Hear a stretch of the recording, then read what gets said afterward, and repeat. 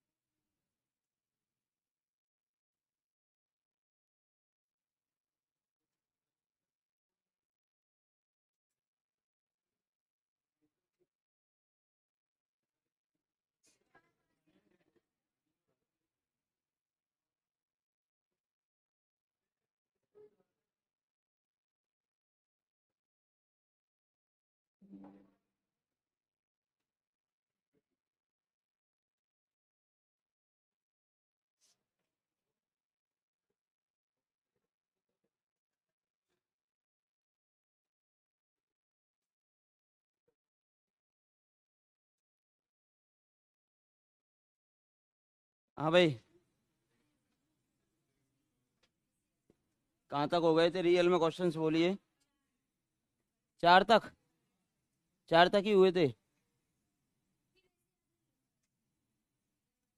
चार तक करवाए थे मैंने। हैं? अच्छा अच्छा अच्छा। इन्होंने तो ऐसा कहा चार ही क्वेश्चन करवाए। कैसे कैसे का। हाँ तो फिर उसके बाद आप करते। हुए नहीं।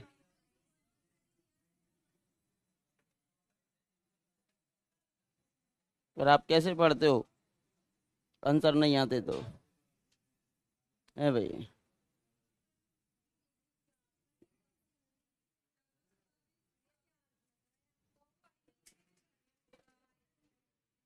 अब मतलब शुरू से ही लेना है मुझे, है ना। शुरू से ही तो कह रहे हो आप चार ही कराएं, पांचवा कराना है।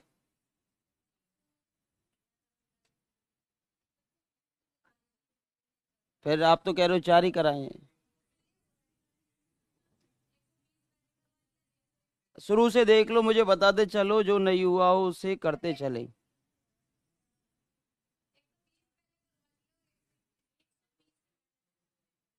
अभी तो एक चार के बाद ही रोक रहे हैं।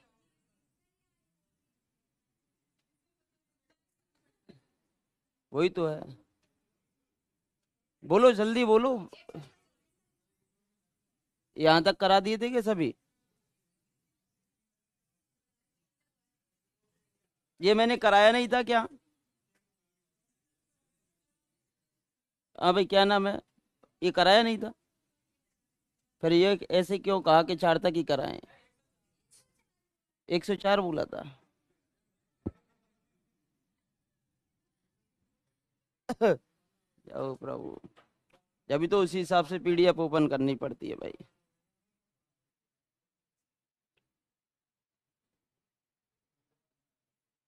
अब देखते कौन सी खुलती है।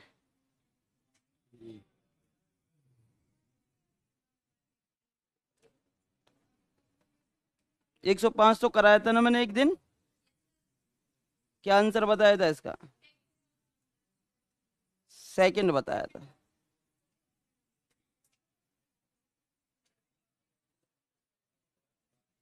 और उसके बाद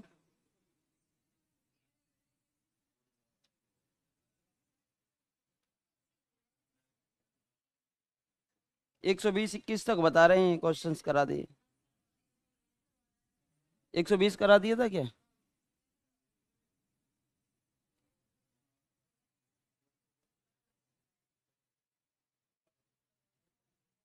देखो इसमें मैं एक बार और बता देता हूँ आपको। देखिए भाई, गलत स्टेटमेंट पूछा है। उपानुक्रम। सुनो। नेचुरल नंबर से नेचुरल नंबर पे एक फलन बनाया जाता है। किससे किसमें। नेचुरल से नेचुरल में बनाया जाता है। यानी कि जो नंबर आएंगे उपानुक्रम में वो भी नेचुरल नंबर ही आते हैं, लेकिन वो एक निश्चित नियम के तहत आते हैं। यानी कि जैसे कि 2n। 2n दे रखा है तो कौन कौन सी नेचुरल नंबर आ गए इसमें। x2, x4, x6। यानी है तो नेचुरल नंबर ही है, एक निश्चित नियम के तहत आ रही हैं। यानी कि n से और n पर ही मैं एक फलन बना दूं। सपोज दैट कि जैसे इसमें हम डालेंगे n या k डालेंगे तो ये देगा 2k, डबल देगा। k का क्या दे रहा है? डबल दे रहा है। ठीक है भाई। तो यहाँ से इस पे आपने 2 डाला या 1 डाला तो 2 देगा। इस अनुक्रम में अगर हम 2 डालेंगे तो 4 देगा। तो देखो x2 x4 x6 एक निश्चित नियम के तहत ही हमें मिल रहे हैं। यानी कि बताओ 2 4 6 8 10 ये नेचुरल नंबर के सबसेट है या नहीं है? है ना, नेचुरल नंबर का सेट है, सबसेट है, और निश्चित क्रम से बढ़ रहा है जैसे नेचुरल नंबर बढ़ता है। तो ये इसकी उपानुक्रम होती है। क्या होती है? उपानुक्रम। ऐसे ये दे दिया x2n-1 2n-1 तो एक निश्चित नियम बना दिया। n का मान 1 रखेंगे तो 1 आ जाएगा, 2 रखेंगे तो 3 आ जाएगा, 1 3 5 7 9। तो देखो ये भी इसकी क्या हो गई? बोलो, उपानुक्रम हो गई। x1 x3 मतलब एक निश्चित नियम चलना चाहिए और बढ़ती हुई जानी चाहिए। ये भी बढ़ती हुई जानी चाहिए और ये भी बढ़ती हुई, क्योंकि नेचुरल नंबर भी बढ़ती हुई जाती है। इधर से अगर मैं चर्चा करूं, ये 0 1 2 3 4 5 तो ये भी एक निश्चित नियम बना दिया। और ये देखो x(n²) है, x(n²). बोलो निश्चित नियम है या नहीं है? जैसे कि 1 रखेंगे तो ये हो जाएगा x1, 2 रखेंगे तो ये हो जाएगा x4, 3 रखेंगे तो ये हो जाएगा x9, 4 रखेंगे तो x16। अब देखो बढ़ते हुए जा रही है कि नहीं जा रही? तो ये भी एक निश्चित नियम के तहत बढ़ती हुई जाती है। अब लेकिन इसकी चर्चा करें 0 1 2 3 4 और भी उपानुक्रम है। अब देखो xn ये 0 है ना, अब मैं xn है ना, इसको मैं ऐसे लिख दूं, ये वाली अनुक्रम है जो नई बनाई है, इसमें n के स्थान पर n-1 रख दूं। जैसे कि मैं इसको लिख देता हूँ zn बराबर क्या रख दूं मैं? जैसे कि xn-1। अब n का मान 1 रखेंगे ना आप, तो x0 कितना आ जाएगा? x0 x1 x2। ठीक है, इस प्रकार ये निश्चित क्रम में बढ़ती हुई मिल रही है, ये भी उपानुक्रम हो जाएगी। लेकिन यहाँ बढ़ती हुई नहीं मिल रही, 0 2 फिर 0 फिर 2 फिर 0 2 दो लयमान मिल रही है।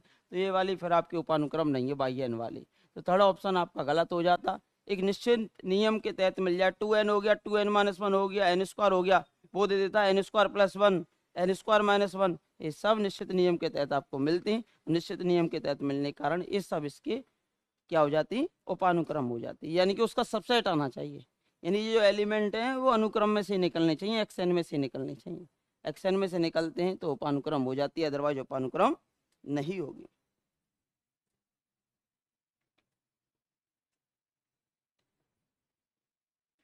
अजय हम्म?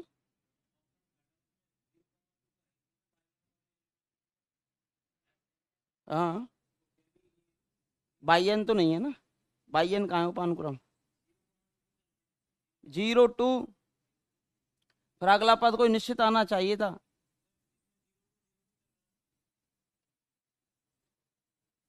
किसके? नेचुरल से नेचुरल में डिफाइन होनी चाहिए। नेचुरल हाँ, ये निश्चित नियम मिलता है और अनुक्रम के पद निरंतर बढ़ते जाते हैं। अनुक्रम के जो पद है ना वो निरंतर बढ़ते जाते हैं।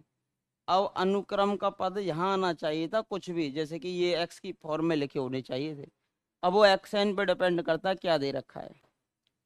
अब जैसे कि मान के चल, आपके लिए ये xn नहीं पता ना हमें क्या है, ये xn है, ये xn है, हो तो बाई एन इसकी उपानुक्रम होगी, ऐसे लिखना था इसको। xn ये है, बाई एन इसकी उपानुक्रम होगी। अब देखो पहला पद 0 आ गया, चलो ये तीसरा पद मान लिया, ये पहला आ गया, ये तीसरा आ गया। ठीक है, फिर ये पहला ही आ गया, फिर ये तीसरा। पहला तीसरा थोड़ी ना बार बार आते रहेंगे, निश्चित अनुक्रम बढ़ती चली जाती है। लेकिन जैसे कि आपके पास अनुक्रम होती xn, xn बराबर होती -1n। ठीक है, -1n। अब देखो ये कितना आता बोलो? -1 1 -1 1 -1। अब मैं इसको ऐसे लिख सकता था, इसकी दो उपानुक्रम बना सकता हूँ। एक तो मैं बना लेता हूँ yn बराबर बना लेता हूँ मैं x2n। कौन से नंबर रखूंगा? नेचुरल नंबर ही रखने पड़ेंगे, लेकिन कौन से? सम वाले हो गए। n का मान 1 रखेंगे तो x2, x2 पे वैल्यू कितनी है 1, x4 पे भी वैल्यू कितनी है 1। अब 1 1 आ सकता है, वो अनुक्रम पे डिपेंड करता है। इधर से मैं अगर ले लेता Zn, इसकी एक और उपानुक्रम, उसमें मैं ले लेता x2n-1, तो x n बराबर 1 रखते तो x1 ही आ जाता, कितना आता -1। और 2 रखते तो ये x3 हो जाता, तो भी कितना था -1।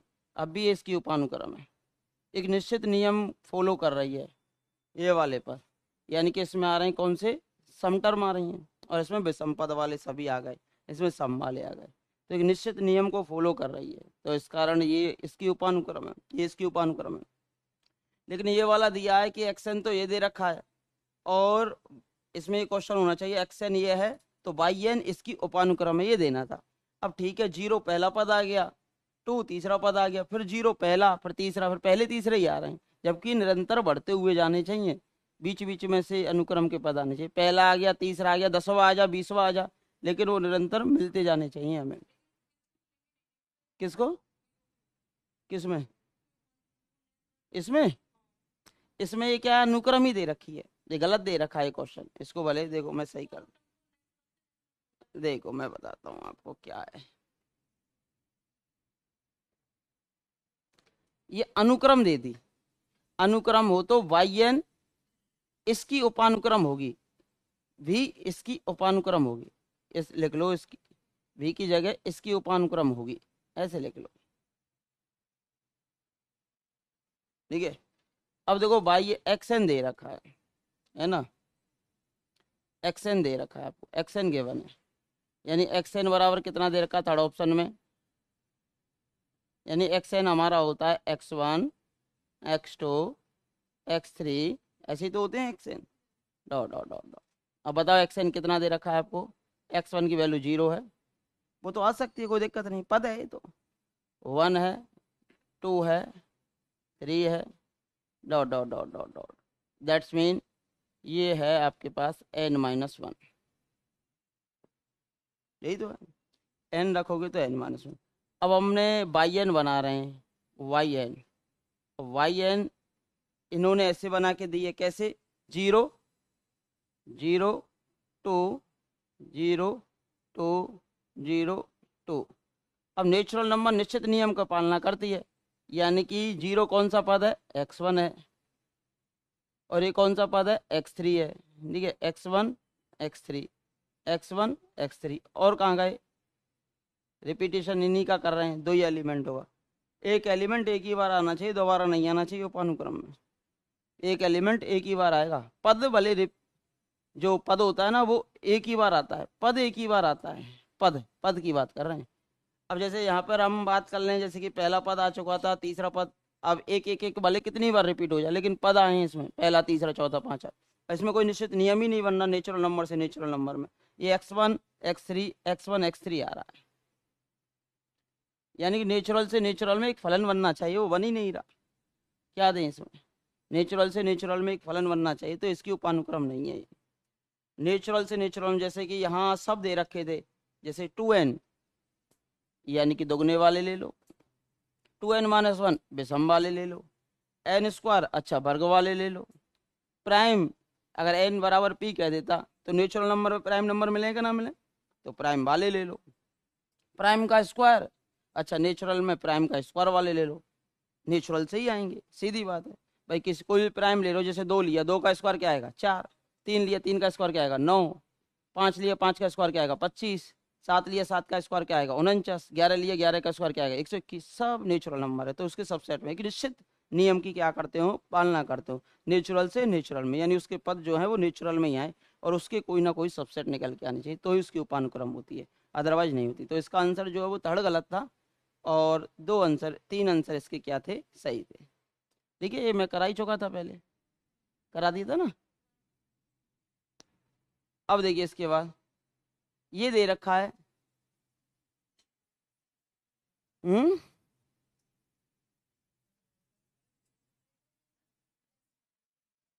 क्या चीज,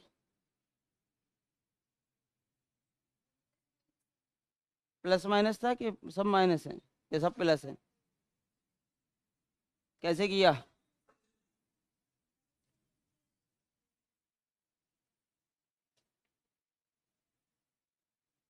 वन प्लस एक्स की पावर एम, 1 + x⁻m कन्वर्जेंट होता है कब? जब x की वैल्यू -1 से 1 के बीच हो। यही तो बताया था, लाइज बिटवीन -1 to 1, यही तो बताया। अब ये 2x 3x², 4x³ ये सब जो चलता है वो आपका आता है 1 - x की पावर -2 अगर प्लस में लेते हो तो। जैसे कि आप देखते हो ना, 1 - x की पावर -2, देखिए। और अगर माइनस प्लस में जैसे माइनस करो इसको प्लस करो, तो यहाँ पर हम कर देते हैं प्लस का x और माइनस का 2। जब इसे करेंगे तो ये आ जाएगा 1 - 2x, फिर होगा -2x, फिर प्लस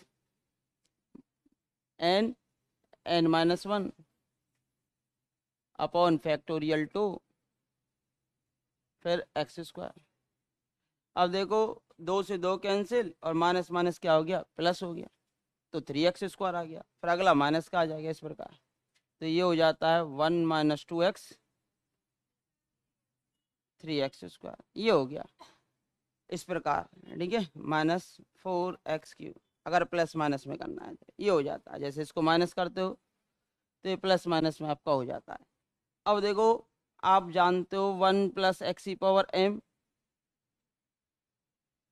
हाँ जी, अभिसारी होता है यानी कन्वर्जेंट होता है। जब अभिसारी है तो निरपेक्ष भी हो जाएगा, मोड़ लगा देंगे। अभिसारी होगा यदि वैल्यू ऑफ x लाइज करती है बिटवीन -1 to 1, यानी कि इसका मीन ये हुआ कि मोड ऑफ x जो है वो <= 1 है। जब मोड को हटाते हैं तो माइनस में भी आ जाता है और प्लस में भी आ जाता है। अब ये जो एक्सपेंशन है वो इसका है, plus dot dot dot, therefore 1 + x।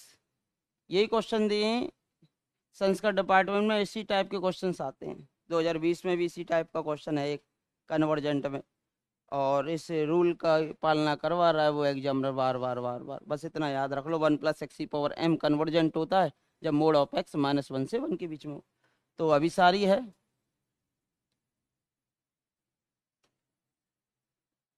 यदि मोड ऑफ x जो है वो <= 1 है। ये हो जाएगा। कौन सा आंसर होगा बोलो?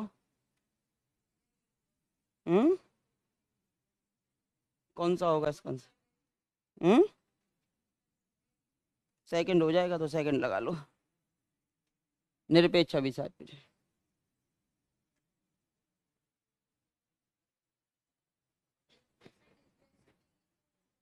हाँ, मोड में प्लस ये तो आ जाता, मोड ले लिया ना एक्स को अंदर ले जा, एक्स को अंदर ले जा, -x कर ले, ये x² प्लस का रहेगा, उसे -x³ कर दे और उसका मोड ले ले, तो सब प्लस में बदल जाएगा, पूरा की पूरा मान प्लस में बदल जाता है।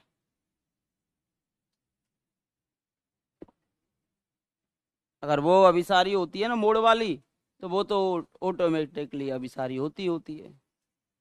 देखो अगर ऐसे नहीं करना हो दूसरा तरीका बता देता हूँ। देखो निरपेक्ष की पूछ रहा है, निरपेक्ष में मोड ले लो।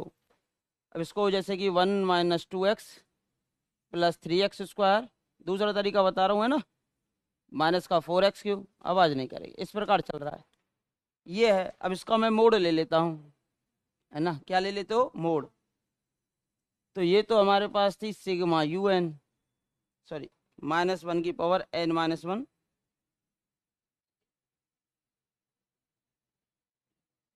un, ठीक है। ठीक है भाई, मोड ले लेते हैं या मापांक, ठीक है।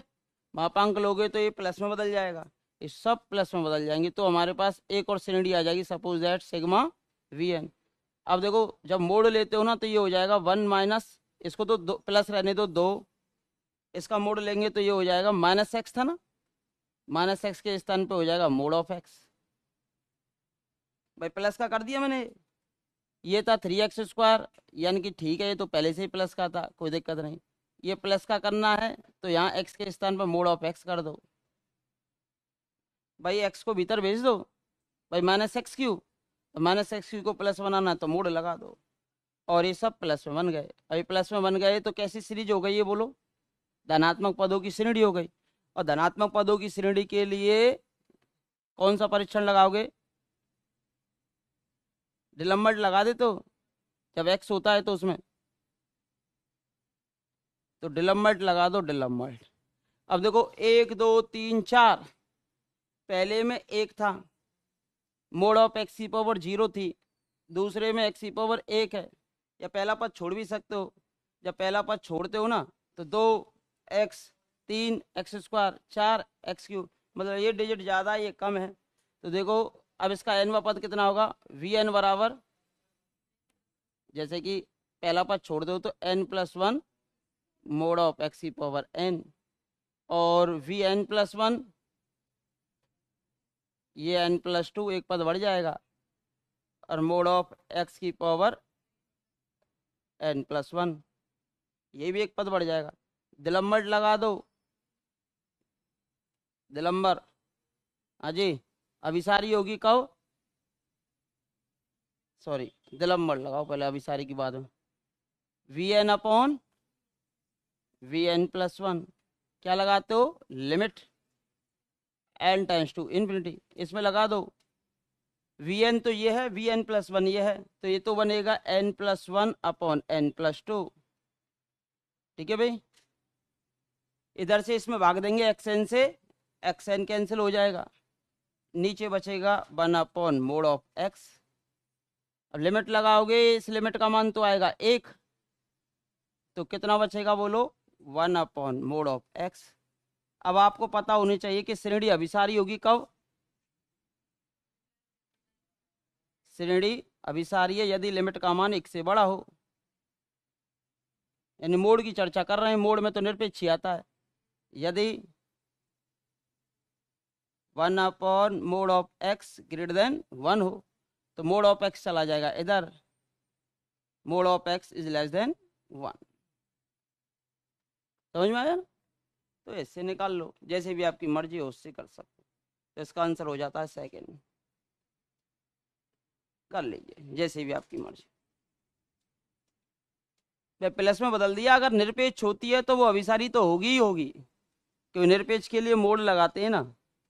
क्योंकि निरपेक्ष और सापेक्ष होने के लिए मोड़ वाली अगर अभिसारी है तो पहली वाली तो पहले से ही अभिसारी होती है ना।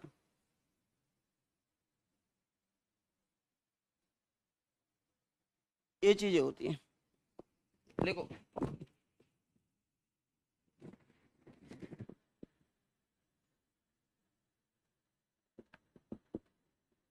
हेलो, नमस्ते। यहाँ पे हाँ, कितने बजे आओगे? हाँ आ जाओ आ जाओ। हाँ,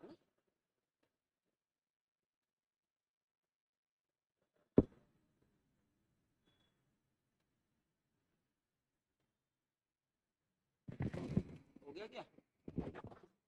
नहीं हुआ? क्यों नहीं हुआ? भाई मोड में बना लिया मैंने, इसको प्लस कर दिया पूरी श्रेणी को।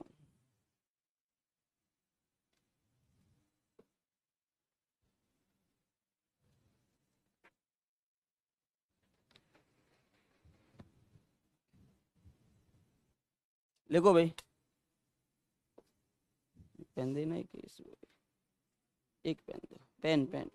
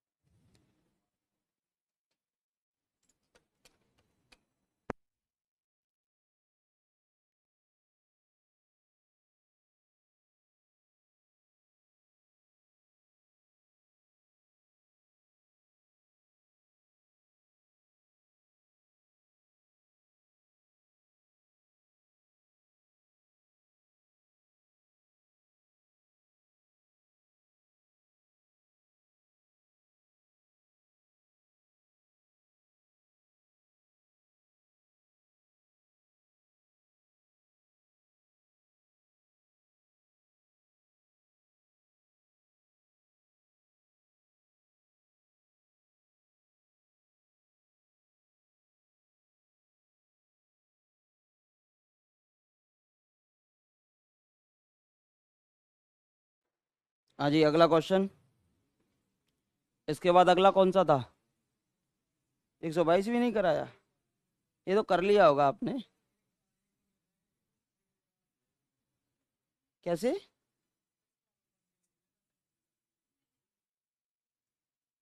एक्स बराबर 1 के लिए कुछ नहीं मिल रहा आपको? है एक्स बराबर 1 रखेंगे तो फिर वो श्रेणी बन जाएगी, वो तुलनात्मक लगा देते, नीचे एन स्क्वायर बन जाता, अभी सारी हो जाएगी। एक्स बराबर 1 रखते हो तो अभी सारी हो रही है एक्स बराबर 1 पे भी। तो जब एक्स की वैल्यू रख, मैंने क्या कहा है, जिसमें एक्स नहीं होता छोरा, जिसमें एक्स नहीं होता उसमें कौन सा परीक्षण? तुलनात्मक परीक्षण लगा देते हैं। समझा नहीं समझा? ये वाला क्वेश्चन है, वो तो लिख लिया ना सभी ने।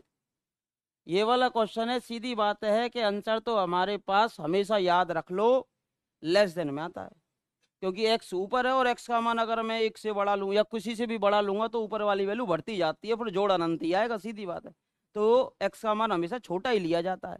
तो छोटा ये बड़ा दे रहा है, ये भी बड़ा दे रहा है, ये बराबर दे रहा है, ये छोटा दे रहा है, आंसर लगा सकते हो सीधा। भाई हमेशा लेस देन वाला ही आंसर आता है, ये चीज अपने माइंड में फिक्स कर लेना, क्योंकि एक्स ऊपर होता है और उसका स्क्वायर बढ़ता जाता है। जब एक्स का स्क्वायर बढ़ता जा रहा है तो जब पावर बढ़ाते जाओगे तो अगर हम वैल्यू ही बड़ी ले लेंगे शुरू से ही तो वो तो जोड़ और बढ़ता चला जाएगा, अनंत की ओर सीधे भागोगे, फिर तो डाइवर्जेंट होगा। जबकि कन्वर्जेंट का कॉन्सेप्ट पूछता है तो हमेशा हम क्या करते हैं कि लेस देन में ही आंसर चुनते हैं। फिर भी डिलम्बाइट से कर सकते हो। फिर हमें क्या, जैसे एक्स बराबर 1 पर टेस्ट फेल होता है, भाई 1 है, सब जगह क्या है, 1 है। 1 है तो माइंड में एक चीज फिक्स कर लो कि 1 पर टेस्ट फेल होगा, डिलम्बर्ट भी फेल होता है, लिमिट का मान जैसे ही 1 आ जाता है तो टेस्ट क्या हो जाता है, फेल। जब एक्स बराबर 1 लेते हो ना, देखो एक्स बराबर 1 पर, एक्स बराबर 1 पर श्रेणी क्या मिलेगी बताओ? एक्स बराबर 1 पर श्रेणी, श्रेणी हो जाएगी 1/1 × 2, ये हो जाएगी सिग्मा UN। और ये हो जाएगी 1/3 × 4। अब बताओ इसमें क्या वो है, क्या एक्स है क्या? फ्री फ्रॉम एक्स हो गया। जब फ्री फ्रॉम एक्स हो जाती है तो इसका nवा पद बोलो कितना आएगा? ये हो जाता है 1/, ये चल रहा है 1 3 5 7, 1 3 5 7 2n-1, 2 4 6 8 का nवा पद 2n। अब ये कितना हो गया बोलो यहां से मुझे बताओ? n कॉमन निकाल दो, n कॉमन निकाल दो तो कितना हो गया, n²। 2 और ये 2 - 1/n को अलग छोड़ दो, है ना? अब कौन सा परीक्षण लगाते हो? ठीक है, सहायक श्रेणी क्या मान लिया अब आपने, क्योंकि एक्स थोड़ी ना है इसमें, सीधा काम चल जाएगा। सहायक श्रेणी सिग्मा VN बराबर n²। और यहाँ p बराबर कितना है, 2, किससे बड़ा, 1 से बड़ा, तो कैसी हो जाएगी, अभी सारी। अब x बराबर 1 पर चेक करना इस वजह से जरूरी होता है, जैसे x का मान रख देते हो ना तो तुलनात्मक में पहुंच जाया करो सीधा। तुलनात्मक से पहले लिमिट टेंड्स टू इनफिनिटी पे 0 भी होना चाहिए, तो देखो 0 हो रहा है इनफिनिटी रखोगे तो, ठीक है। अब तुलनात्मक पे पहुंच गया x बराबर 1 पर अभिसारी। अब x बराबर 1 किस पे है, इसने कहा x अभिसारी है, यदि x बराबर 1, सही बात है अभिसारी है, हम कम मना कर रहे हैं, लेकिन और भी पॉइंटों पे हो सकता है जिसमें बड़े में x बराबर 1 तो इसमें भी सम्मिलित है, और इसके लिए हमें डिलम्बट लगाना पड़ेगा। अब डिलम्बट लगाने के लिए देखो यहाँ x है, x² है, x³ है, तो डिलम्बट लगाने के लिए जैसे डिलम्बट से करते हैं, अब एक्स बराबर 1 पे, वैसे तो मैंने डायरेक्ट आंसर बता दिया है, ऐसे ही लगाना है। डिलम्बट से करते तो देखो UN कितना आ जाता, अब आपके पास XN और आ जाता ऊपर, कितना और आ जाता, XN, और नीचे कितना आ रहा था, 2n-1, और ये 2n। अब UN+1 बोलो कितना आ जाएगा, n के स्थान पर n+1 रिप्लेस कर दो, XN+1, या n+1 रखेंगे तो 2 जोड़ना पड़ेगा, 2n+1 हो जाएगा, इसमें भी 2 जोड़ना पड़ेगा, 2n+2 हो जाएगा। अब डिलम्बट लगा दो तो limit tends to infinity, UN में किसका भाग देते हो बोलो, UN+1 का। हाँ जी UN, तो ये है आपका XN से XN कैंसिल, एक x नीचे बच ही जाएगा, वो सीधी बात है।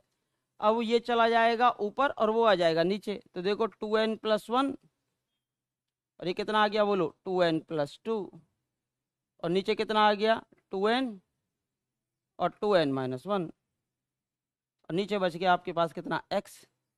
अब देखो ऊपर देखो n कितना बन गया, n into n n square, n square का गुणांक 4 और n इंटू एन स्क्वायर का गुणांक 4। अब एन स्क्वायर कॉमन आ जाएगा तो 4/4 कितना आएगा, लिमिट 1 आ जाएगी। अब ये तो आ गई लिमिट 1 और नीचे कितना बचा हुआ x। ठीक है भाई, अब ये बताओ अभिसारी होगी कब, जब लिमिट का मान 1 से बड़ा हो। अभिसारी है क्योंकि 1/x आता है ना, ये हो गया 1 से बड़ा, यानी कि x को उधर भेज दो तो x less than 1, x less than 1 पर अभिसारी, और यहाँ से x बराबर 1 पे भी कैसी हो जाएगी, अभिसारी। तथा जब x टेस्ट फेल कब होगा बोलो, जब 1/x इक्वल्स टू 1 हो, यानी x बराबर कितना हो 1, और x बराबर 1 पे टेस्ट फेल हो गया। अब x बराबर 1 पे मैंने ऊपर ही आपको चेक करके बता दिया था, जब भी x बराबर 1 की कंडीशन बने ना तो ऊपर चेक कर लेना, ऐसे जैसे मैंने बता रखा है।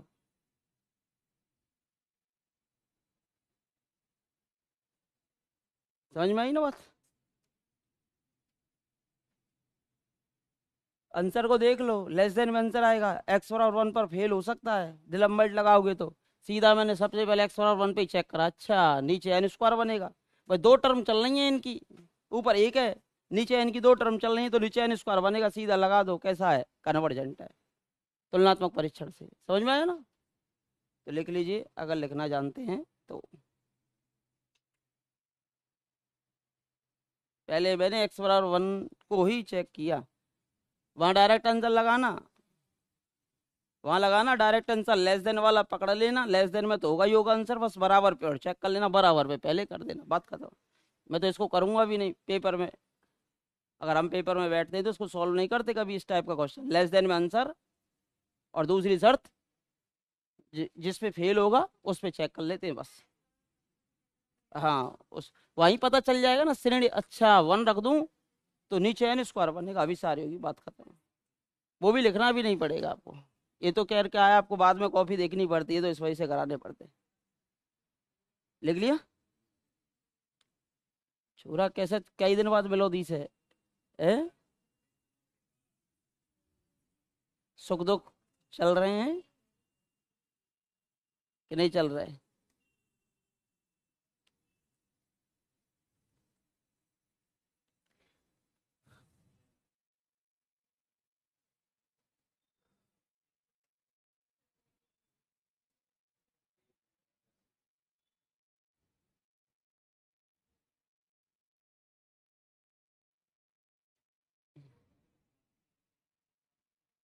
123 तो मैंने करा दिया था ना, 123 हम करा चुके थे कि नहीं, करा दिया था ना।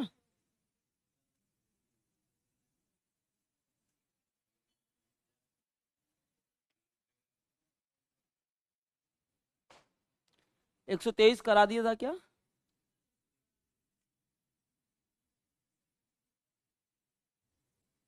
चूरा कैसे पन्ना उधार लिए थे ने, अरे गौरव पन्ना उधार लिए हैं पढ़वे को, ये सब एक एक कैसे ले रखे हैं, पूरा सीक्वेंस बना पढ़वे की। 123 करा दिया था क्या,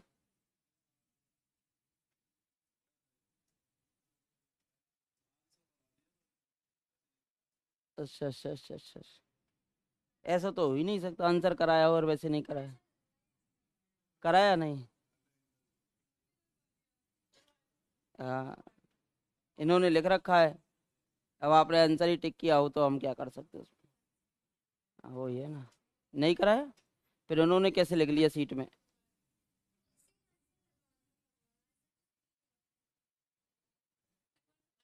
हाँ सीक्वेंस पढ़ाया था तब करवाया था।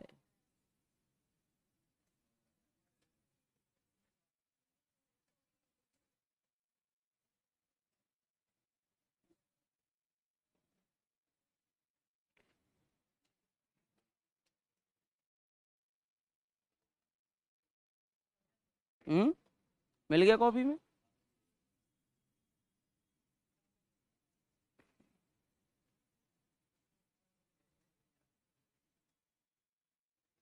कराया हुआ है भाई क्वेश्चन।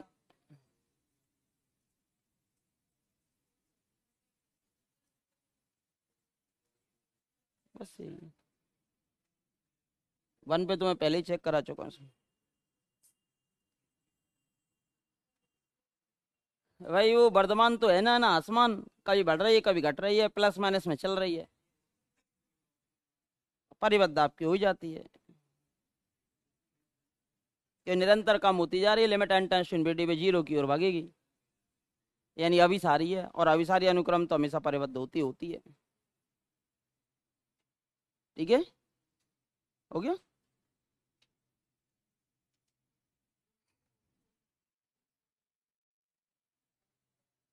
देखो ये था आपका 1, जैसे कि इधर एन ले लो, हाँ भाई इधर एन ले लो, उधर एक्स एन ले लो। हाँ जी 1 दे रहा है पहले तो, फिर माइनस का 1/2, यहाँ 1 है, यहाँ -1/2 है। अब देखो 1 दिया, फिर माइनस का 1/2 दिया, फिर 1/3, फिर माइनस का 1/4, 1/5, -1/5, इस प्रकार ही घटता घटता घटता घटता limit n tends to infinity पे क्या हो जाएगा, 0। ऊपर तो मैक्सिमम वैल्यू 1 है और नीचे मिनिमम वैल्यू -1/2। कैसा हो गया, परिबद्ध। अब मुझे बताओ क्या आसमान है क्या, नहीं है। क्या वर्धमान है क्या, नहीं है। निरंतर घटता बढ़ता घटता बढ़ता उसकी ओर कन्वर्जेंट हो गया, तो यानी कि परिबद्ध है परंतु एकदिष्ट नहीं है, परिबद्ध है परंतु एकदिष्ट नहीं है।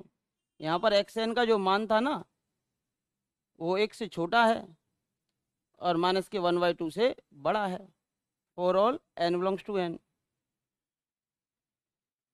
वर्धमान नहीं है ना आसमान ना वर्धमान, एकदिष्ट नहीं है, परिबद्ध है परंतु एकदिष्ट नहीं है।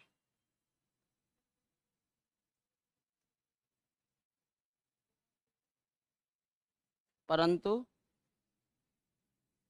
एकदिष्ट नहीं है।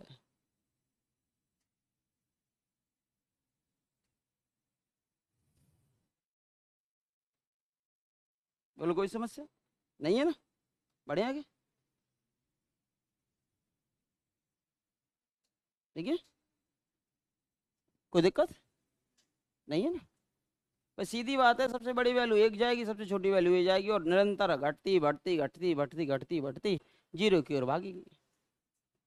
मैंने इसके पद भी लिख के बताए थे आपको सम और विषम वाले केस में।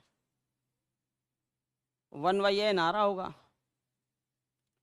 -1 की power n-1 1/n, plus minus में चलता चला जाएगा।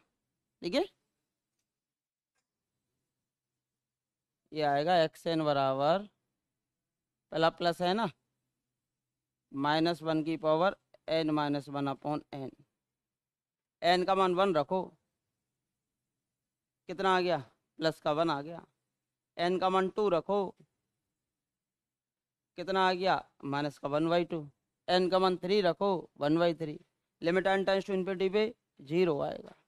अभिसारी है, और जो अभिसारी अनुक्रम होती है वो हमेशा परिबद्ध होती है, ना एक दिष्ट वर्धमान हो ना एक दिष्ट हासमान हो। ठीक है, बढ़े आगे। अगला क्वेश्चन ये करा दिया था कि मैंने करवा दिया, तो इसका आंसर कितना आया था, सेकंड आया था। करवा दिया भाई क्लासरूम के अंदर, ये भी करवा दिया था। इसको 3Q किया था आपने, 3Q, और इसका आंसर वही लेस देन वाला केस आया था, फर्स्ट आया था। ये वाली परिभाषा थी, ये तो परिभाषा है ना कि भाई एक उपसमुच्चय ई पर परिभाषित वास्तविक मान फलनों की अनुक्रम है। ये श्रेणी जो है वो फलनों की है, और ई पर एक फलन एफ एक्स को एक समान यानी यूनिफॉर्मली कन्वर्जेंट होती है। तो प्रत्येक एप्सिलॉन ग्रेटर देन 0 के लिए एक आप एन नॉट ऐसा विद्यमान होगा ताकि एफ एन एक्स में से एफ एक्स को हटाओ, उसकी वैल्यू किससे छोटी हो, एप्सिलॉन से। ये ग्रेटर कह रहा है तो ग्रेटर में तो कभी आंसर होता ही नहीं, ये भी ग्रेटर कह रहा है, ग्रेटर में कभी आंसर होता ही नहीं, दो तो वैसे ही खत्म। ठीक है, यहाँ लेस देन हो गया एप्सिलॉन, लेकिन यहाँ कह दिया n is less than equal n not, जबकि n is greater than equal क्या होता है, एन नॉट। तो ये कभी होता नहीं, तो इस कारण ये फेल हुआ। अब ये क्या हो गया, n is greater than n not और for all x belongs to e, x भी लेने पड़ते हैं, तो फोर, तो आंसर होता है, डेफिनेशन है सीधी भाई, हमेशा लेस देन में ही तो आता है एप्सिलॉन, और n is greater than n not और प्रत्येक एक्स के लिए डिफाइन होना चाहिए। एक समान अभिसारी की पॉइंट वाइज कन्वर्जेंट फलनों की अनुक्रम है, नहीं पढ़ा था आपने, फलनों की अनुक्रम। एक तो पढ़ा था point wise convergent, point wise convergent में तो पॉइंटों पर निर्भर करता है, यानी कोई भी एक्स की वैल्यू रखेंगे उसके लिए निकलता है, जबकि यूनिफॉर्म कन्वर्जेंट पे कोई भी एक्स की वैल्यू रख दो प्रत्येक एक्स के लिए, हम आसानी से n is greater than n not बना सकते हैं। हाँ, ये तो कराया हुआ है ना, डेफिनेशन है सीधी, कोई दिक्कत, बढ़े आगे। 127 कौन सा,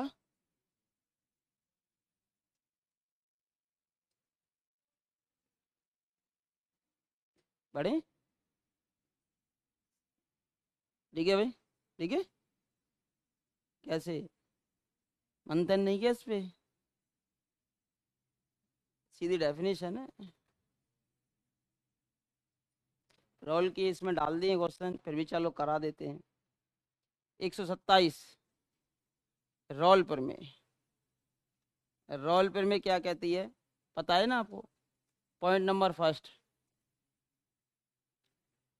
ये जो एफ एक्स होता है ना, f x, f x close interval a b में कैसा हो बोलो, सतत हो, पहली चीज। दूसरा है f x open interval a b में, विवृत अंतराल ए बी में कैसा हो, अवकलनीय हो, विवृत अंतराल में। थर्ड पॉइंट होता है एफ ए बराबर एफ बी हो, तीन कंडीशन संतुष्ट होनी चाहिए रोल के लिए, सतत हो क्लोज इंटरवल में, अवकलनीय हो ओपन इंटरवल में, और एफ ए बराबर क्या हो, एफ बी हो, तब देयर एग्जिट वहां पर स्थित होगा कम से कम एक, कम से कम एक, कम से कम एक c belongs to open interval a b, open interval a b में कम से कम एक सी ऐसा जाएगा सच दैट कि एफ डैश, यानी उसका अवकलन कर दोगे ना सी पर, तो क्या आ जाना चाहिए, जीरो आ जाना चाहिए, एफ डैश सी बराबर क्या आ जाना चाहिए बोलो, जीरो आ जाना चाहिए। ये होती है रोल पर में कि भैया वही सतत हो, अवकलनीय हो और एफ ए बराबर एफ बी हो, तब वहां पर कम से कम एक पॉइंट सी ऐसा मिलेगा जिस पर उस फलन का डेरिवेटिव का मान क्या हो जाता है, जीरो हो जाता है। देखिए रोल प्रमेय का प्रयोग करते हुए, यानी कि ये जो पावर है ना ऊपर लगी हुई है, ये n-1 जो पावर है ना, ये नीचे ना लगकर कहाँ लगी हुई है, ऊपर लगी हुई है, घटते हुए पावर जा रही है, हाईएस्ट n घात का बहुपद है। अब मुझे बताओ भाई, जब भी आप बहुपद लेते हो ना, कितने भी घात का हो बहुपद, बहुपद हमेशा सतत होता है कि नहीं होता है, और बहुपद का आसानी से अवकलन भी किया जा सकता है, एक्स की पावर n का अवकलन एन एक्स n-1 होता है, ठीक है भाई, जैसे एक्स स्क्वायर का अवकलन 2x होता है, एक्स क्यू का 3x स्क्वायर होता है, तो बहुपद आसानी से अवकलनीय भी है और बहुपद आसानी से सतत भी है, ठीक है भाई। अब सतत भी है और अवकलनीय भी है, अब शर्त ये कहा है का कम से कम एक मूल, अब शब्द न सुन लो, शब्दों का ही तो खेल है, बराबर में क्या आ गया, बराबर में क्या आ गया, बराबर में क्या है, बराबर में क्या है, बराबर में क्या है, बराबर में क्या है। अब मैंने क्या कहा, कम से कम एक सी किसमें, ए बी में, इसने क्या कहा, कम से कम एक मूल किसमें, जीरो और एक, किसमें, जीरो और एक पे, जीरो और एक पे, यानी ए का मान तो जीरो है और बी का मान एक है, ए का मान तो जीरो है और बी का मान कितना, एक है, यानी कि वह फलन आपको ढूंढना है। अब देखो, यानी कि ये इसका अवकलन है, ये क्या बोलो, अवकलन। तो हमें इसका क्या करना पड़ेगा, समाकलन।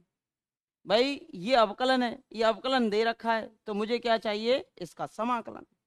और समाकलन की शर्त ये होगी, जो समाकलन आएगा उस पे एफ ए बराबर क्या होना चाहिए, एफ बी होना चाहिए। ठीक है भाई। अब चूंकि ये जो दिया है ना, दिया है आपके लिए क्या, एफ डैश एक्स बराबर 0, वो भी किस इंटरवल में, 0 से 1 अंतराल में। ये तो दे रखा है, ये दे रखा है ना। तो मुझे बताओ, तो देयरफॉर एफ एक्स निकालो भाई, एफ एक्स यानी कि अब मैं इसका समाकलन करता हूँ। हाँ जी, इसका समाकलन कितना होगा, ए नॉट, हाँ जी, एक्स की पावर एन का समाकलन कितना होता है, n plus one upon n plus one. सतत तो ये भी है और अवकलन ये भी है। दूसरा, हाँ जी, उसका अगला कौन सा पॉइंट है, ए वन, ये हो जाएगा एक्स की power n upon n, x की power n upon n plus dot dot dot dot, last वाला है ये ए एन एक्स हो जाएगा। कितना हो जाएगा बोलो, ए एन एक्स। अचर पद का हम अभी कोई रोल नहीं प्ले करेंगे यहाँ, क्योंकि लिमिट दे रखी है। ठीक है, ये आ गया आपके पास कितना, एफ एक्स आ गया। अब शर्त ये भी तो पूरी होनी चाहिए कि एफ ए बराबर क्या हो, एफ बी हो, है ना। अब ए पे निकालो, हाँ जी, तो देयरफॉर एफ ए यानी ए का मान कितना बोलो, 0, 0 0 रखो भाई, इसमें 0 रखो, ये भी 0, ये भी 0, ये भी 0, तो सब क्या हो जाएगा, 0 plus 0 plus dot dot dot plus 0, यानी सबको 0 हो गया। समीकरण नंबर 2 आ गया। एफ ए का मान 0 आया है, तो एफ बी का मान भी क्या आना चाहिए, 0 ही आना चाहिए। तो therefore f b f b का मान कितना है बोलो, 1, वी का मान कितना बोलो 1, ए का मान कितना था 0, एफ वन बराबर भी कितना आना चाहिए, फिर 0 आना चाहिए। तो दिस इम्प्लाई एक्स का मान 1 रख दो। अब इसमें एक्स का मान 1 रखो तो कितना बचेगा, ए नॉट और अपॉन एन प्लस 1, ये कितना बचेगा, a one upon n plus dot dot dot, ये कितना बचेगा, ए एन और बराबर में कितना आ जाएगा, 0। तो यानी कि ये वाली कंडीशन आपकी निकल के आनी चाहिए, एफ बी बराबर भी 0 होना चाहिए, क्योंकि एफ ए बराबर 0 तो एफ बी बराबर भी क्या आना चाहिए, 0। और वी का मान 1 है तो 1 रख दिया मैंने इसमें, सीधा एफ एक्स बनाया, तो इसका मान भी 0 होना चाहिए। तो देख लो कौन सा आंसर है, 4th आंसर हो जाएगा, a not upon n plus 1, a one upon n, a n बराबर 0। तो इसका आंसर कौन सा हो गया बोलो, 4th हो गया। ठीक है भाई, तो ये आप लगा, अवकलन दे दिया था ना उसने कि भाई इससे इसके बीच में एक मूल है बराबर में 0 करके। अब इससे इसके बीच में एक मूल और बराबर में 0 करके दे रखा है, तो डेफिनेटली क्या हुआ, कहने का मतलब ये हो गया कि डेरिवेटिव दे रखा है, समाकलन करके एफ एक्स निकालो और एफ ए बराबर एफ बी की कंडीशन लगा दो। ए पे 0 पे तो 0 आ ही रहा है, 1 पे निकाल दो, 1 पे भी 0 आना चाहिए, तो ये कंडीशन आ जाती है और आपके पास प्रूफ हो जाता है। लिख लीजिए अगर लिखना चाहते हैं तो।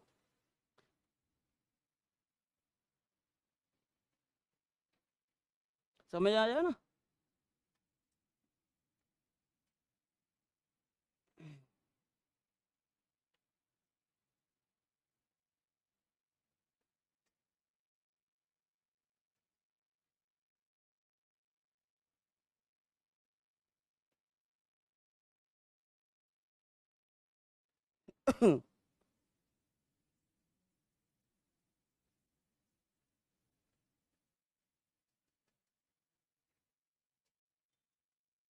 हाँ जी, समझ आया कुछ, क्या समझ आया, हाँ जी, एफ ए बराबर एफ बी, डेरिवेटिव दे रखा है, समाकलन करके हमने एफ एक्स निकाला और उसमें कंडीशन लगा दी एफ ए बराबर एफ बी। ए का मान पता था, बी पे वैल्यू उतनी आनी चाहिए थी जितनी एफ ए पर आई है, यानी एफ 0 पर 0 आई है तो एफ 1 पर भी 0 आना चाहिए। हाँ, रियल में नहीं है वो, कैलकुलस में है, 12th वाली कैलकुलस में। कैलकुलस बीएससी की कैलकुलस अलग, रियल वाली अलग। अब रियल में भी आ जाती है थ्योरम, बीएससी की कैलकुलस में भी आ जाती है, तो हम फिर 11-12 में अलग। 2010 में जब हम पढ़ा करते थे 12th में, जब उस समय किताबों में चलती थी रोल प्रमेय और लंगराज प्रमेय, और वहाँ सिलेबस में लिखी हुई है मध्यमान प्रमेय, और वही सिलेबस में आपके में भी लिखा हुआ मध्यमान प्रमेय, और मध्यमान प्रमेय में लंगराज है और रोल है, 2 प्रमेय है। और पिछली बार फर्स्ट सेकंड ग्रेड में तो आया नहीं था क्वेश्चन, फर्स्ट ग्रेड में पिछली बार क्वेश्चन आया था, लंगराज का था शायद। लंगराज में एक अंतर रे बस, लंगराज में ये कहता है कि एफ ए एफ बी के बराबर नहीं है। हाँ, एफ ए एफ बी के बराबर नहीं है। जब ये दो तो शर्त होती हैं संतुष्ट, तीसरी शर्त लगा देता है एफ ए एफ बी के बराबर नहीं है, तो एफ डैश सी कैसे निकलता? तब निकलता एफ डैश सी बराबर f b minus f a upon b minus a, तब एफ डैश सी ऐसे निकालते हैं। यहाँ तो एफ डैश सी सीधा 0 हो जाता। ज्यामिति व्याख्या बता दूंगा मैं भले, क्योंकि रोल प्रमेय अगर लागू होती है ना, एफ ए बराबर एफ बी होता है, तो डेफिनेटली अगर हम ग्राफ खींचते हैं तो उस ग्राफ पे एक पॉइंट ऐसा मिलता है जिसपे अगर मैं स्पर्श रेखा खींचूं तो वो एक्स अक्ष के समांतर आती है। भाई अवकलनीयता का मतलब ही स्लोप होता है, ढाल। अब ढाल डेफिनेटली एक्स अक्ष के समांतर होगी, डेरिवेटिव का मान 0 आ रहा है, यानी थीटा बराबर 0। थीटा का मान क्या होना चाहिए? ढाल। ढाल अगर एक्स अक्ष के समांतर है तो थीटा का मान क्या हो जाएगा? 0। तो यानी कि डेफिनेटली जब रोल प्रमेय लगती है तो एक पॉइंट ऐसा मिलता है वक्र पर जिस पर स्पर्श रेखा कौन सी अक्ष के समांतर आती है? एक्स अक्ष के समांतर आती है। देखो मैं इसकी ज्यामिति व्याख्या करके बताता हूँ, तो ही हम करते हैं कम से कम। और लांगराज की भी ज्यामिति व्याख्या की बात करते हैं, तो लांगराज ये कहता है कि एफ ए और एफ बी को सीधे मिला दो रेखा से, तो उस पर वक्र पर हमें एक ऐसा पॉइंट मिलेगा जिस पर स्पर्श रेखा उस जीवा के या उस रेखा के समांतर आएगी। दोनों की व्याख्या कर देता हूं मैं अभी, ज्यामिति थोड़ी सी, ये लिख लिया। देखो कैसी व्याख्या कर रहे हो आप, ज्यामिति व्याख्या। देखो पहली चीज तो रोल के गुण हैं भैया सतत, वक्र टूटेगा नहीं। पहला काम है सतत, तो वक्र टूटेगा नहीं, पहली चीज तो। यानी ज्यामिति व्याख्या की मैं अगर बात कर रहा हूं ना, तो सतत है और वक्र कहीं से टूटेगा नहीं। ठीक है भाई, 2-3 शर्तें होती हैं। और अवकलनीयता की जब भी बात आती है तो वक्र में कहीं भी नुकीला पॉइंट नहीं आता। और सुनो, अगर जहां भी अवकलनीयता की बात आती है तो उसका मतलब हो गया स्लोप, यानी कि ढाल, यानी स्पर्श रेखा, और उस वक्र के उस बिंदु पर केवल एक ही स्पर्श रेखा आनी चाहिए। अगर उस बिंदु पर एक से ज्यादा स्पर्श रेखाएं आ जाती हैं या फिर स्पर्श रेखा का अस्तित्व नहीं हो पाता है तो फिर अवकलनीय नहीं होता। अब जैसे कि ये वाला वक्र दे देता मैं, ये वाला कोई भी वक्र दे देता, जैसे कि आपने पढ़ा हो इस प्रकार का कोई वक्र। अब मुझे बताओ इस पॉइंट पर आपका सतत तो है, वक्र कहीं से टूटा नहीं है। अवकलनीयता पूछता तो आप कहते हैं अवकलनीय नहीं है, क्योंकि थोड़ा सा भी इधर हो जाता हूँ, स्पर्श रेखा खींचूं तो ये आ जाएगी, और स्पर्श रेखा खींचूं तो ये भी आ जाएगी। तो कितनी स्पर्श रेखाओं का अस्तित्व हो गया? 2। 2 स्पर्श रेखाएं आ गई, नुकीला पॉइंट आ गया, और नुकीला पॉइंट आ जाता है और एक से अधिक स्पर्श रेखाएं जाती हैं तो उस पॉइंट पर कभी भी अवकलनीय नहीं होता। जैसे कभी आपने पढ़ा होगा y बराबर मोड ऑफ x, सर्वत्र सतत है। सर्वत्र कैसा है? सतत है, लेकिन x बराबर 0 पर अवकलनीय नहीं है, क्योंकि सर्वत्र सतत तो होता है, यानी इसको मैं अगर खोलता हूं तो 2 मान खोलते, एक तो x खुल जाएगा जब x ग्रेटर देन 0 हो, ठीक है, और जब x लेस देन 0 हो तो ये नेगेटिव देगा, और इसमें डालेंगे तो पॉजिटिव ही देता है ना।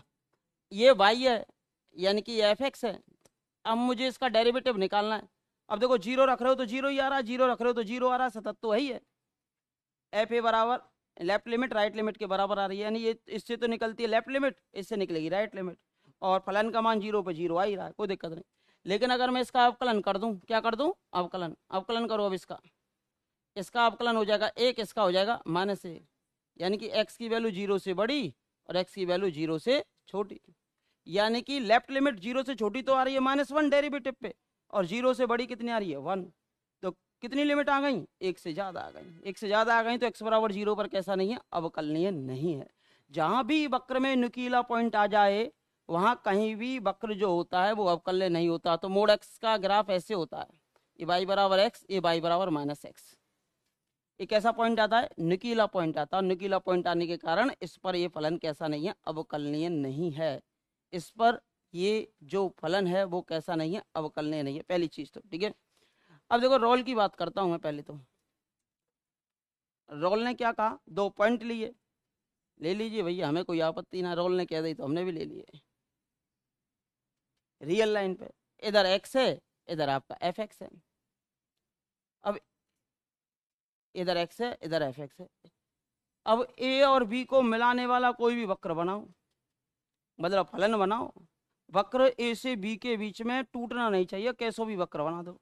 और शर्त 2 चीज ध्यान रखो, वक्र में कोई नुकीला पॉइंट नहीं आ जाए, वक्र कहीं से टूटा नहीं हो, क्योंकि नुकीला पॉइंट आएगा तो अवकलनीयता टूट सकती है। पहली चीज, नुकीला पॉइंट आना नहीं चाहिए, पहली चीज। और दूसरी चीज, नुकीला पॉइंट हो नहीं और वक्र कहीं से टूटा नहीं हो, यानी सतत हो, कैसा भी बना लो आपकी मर्जी है। जैसे ये एफ ए हो गया, ये क्या हो गया बोलो, एफ ए है ना, हाँ जी। और इधर हो गया, कहीं भी ले लो, एफ बी ले लेता हूं मैं। एफ ए और एफ बी को मिलाने वाला कोई भी वक्र बनाओ सतत, कैसे ही बना लो। चलो मैं तो ऐसे बनाऊंगा, खूब घुमाऊंगा इसको, लीजिए। ठीक है भाई, वो आपकी मर्जी, हम क्या करें। इससे बाहर कैसे भेज रहे हैं इसको।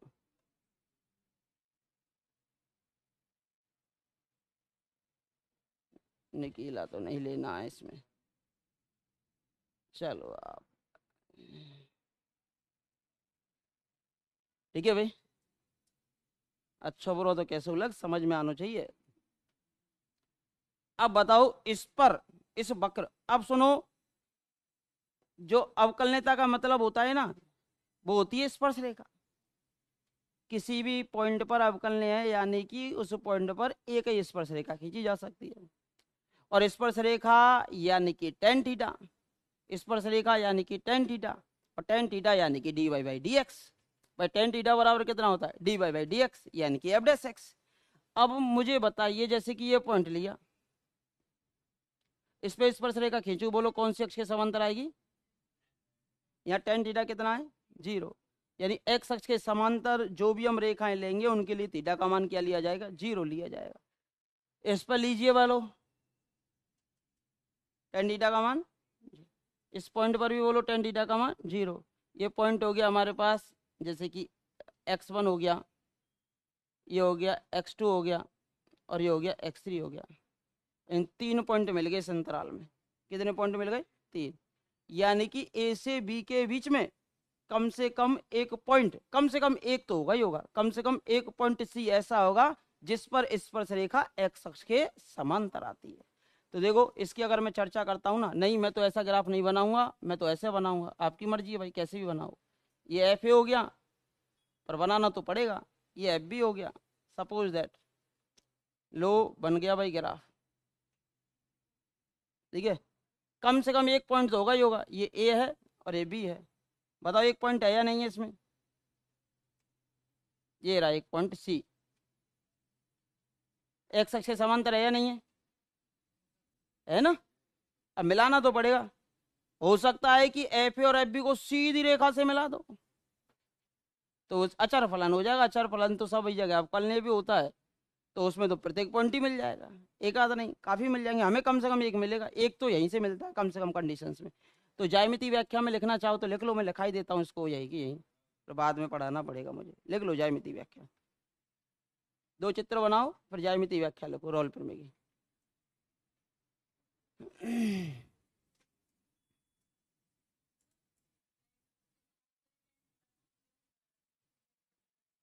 देखो जैसे कि इसको लिखना है ना, देखो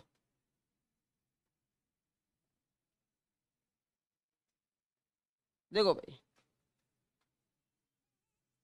हाँ भाई आवाज कम करेंगे। जब आप स्लोप निकालते हो ना, स्लोप, हाँ भाई आवाज नहीं, ये कोई भी वक्र है और इस पॉइंट पर मुझे स्लोप चाहिए, ये पॉइंट है सी, यानी सी पर अवकलनीयता चाहिए। तो हम निकालते हैं राइट लिमिट, यानी कि थोड़ा सा मान इसमें जोड़ दिया जाता है, सी प्लस एच। ये तो हो गया, अब आपके पास कितना बोलो, ये कितना हो गया बोलो, सी प्लस एच। और ये कितना आएगा बोलो, एफ सी, ठीक है। एफ सी प्लस एच और f c, right hand derivative और लेफ्ट हैंड डेरिवेटिव पढ़ा है ना। इधर की साइड सी माइनस एच आएगा, लेफ्ट हैंड डेरिवेटिव निकालेंगे। अब ये तो इन दोनों का अंतर आ गया, एफ सी प्लस और एफ सी, और नीचे वाला अंतर ये आ गया। अब वैसे तो पता नहीं है मैं इसको सीधा, ये तो अंतर ये है और ये वाला अंतर ये है, ठीक है। इस पे स्पर्श रेखा खींच ही रहे हो, ये वाली जा रही है। अब ये सपोज कीजिए ये एक्स अक्ष के समांतर है, ये इस प्रकार जा रही है। अब सपोज करो ये एक्स अक्ष के साथ कितना कोण बना रही है, थीटा। कितना बना रही है, थीटा। अब यहाँ से टेन थीटा कितना होता है बोलो, टेन थीटा तो सभी जानते हो, लंब बटे आधार। यानी लंब कितना है, ये है, और आधार कितना है, ये है।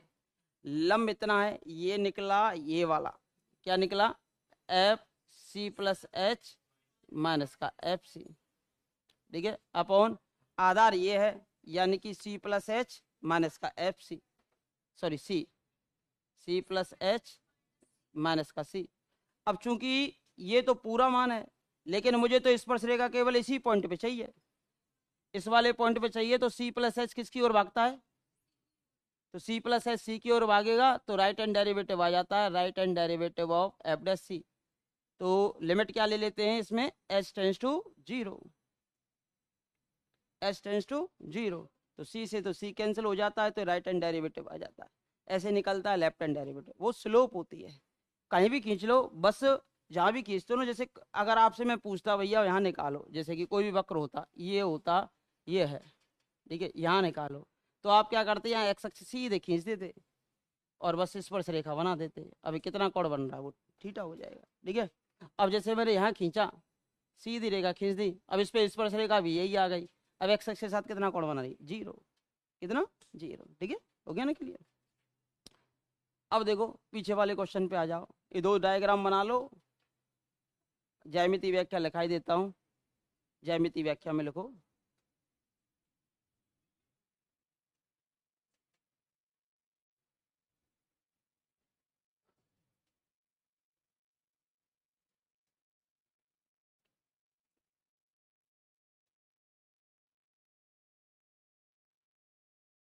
कौन सी व्याख्या लिखेंगे आप, ज्यामिति व्याख्या, यानी कि geometrical meaning of Rolle's theorem.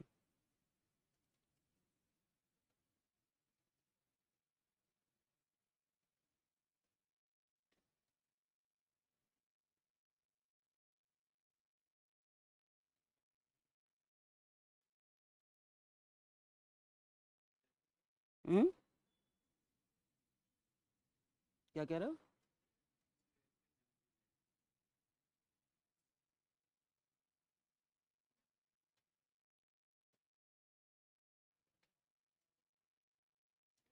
इसमें लिख लीजिए, थोड़ा सा बोल रहे हैं। रॉल की तीनों शर्तें संतुष्ट होने पर, मैं शॉर्ट में लिखा रहा हूँ, तीनों शर्तें वही हैं, है ना, सतत अवकलनीयता और रॉल की तीनों शर्तें संतुष्ट होने पर, हाँ, रॉल की तीनों शर्तें संतुष्ट होने पर,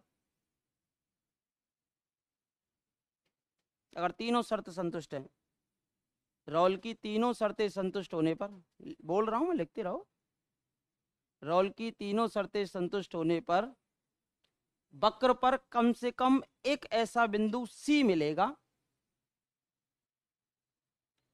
वक्र पर कम से कम एक, ज्यादा से ज्यादा अनंत भी ऐसा क्या, कम से कम कितनों, एक, ज्यादा की कोई वैलिडिटी नहीं है, कम की तो है, एक मिलेगा कम से कम शर्त के अनुसार।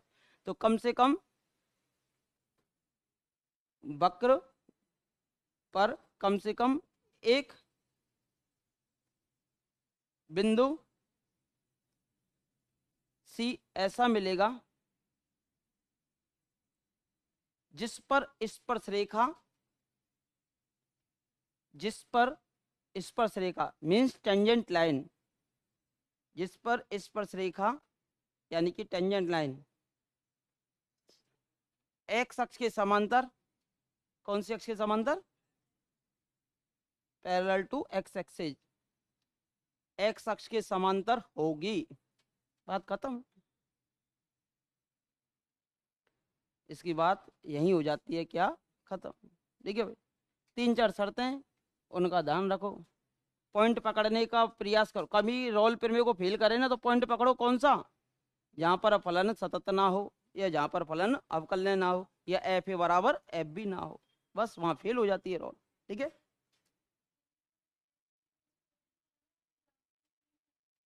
हाँ हाँ, ये गलती हो गई, इसको कंप्लीट करो भाई।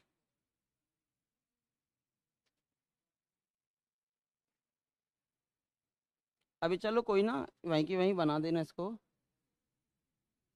थोड़ा सा घुमा के लेना इसको, है ना, वहीं की वहीं घुमा दो थोड़ा सा, लो, एफ ए बराबर एफ बी। जल्दबाजी में ध्यान नहीं दिया, लांगराज लग गई।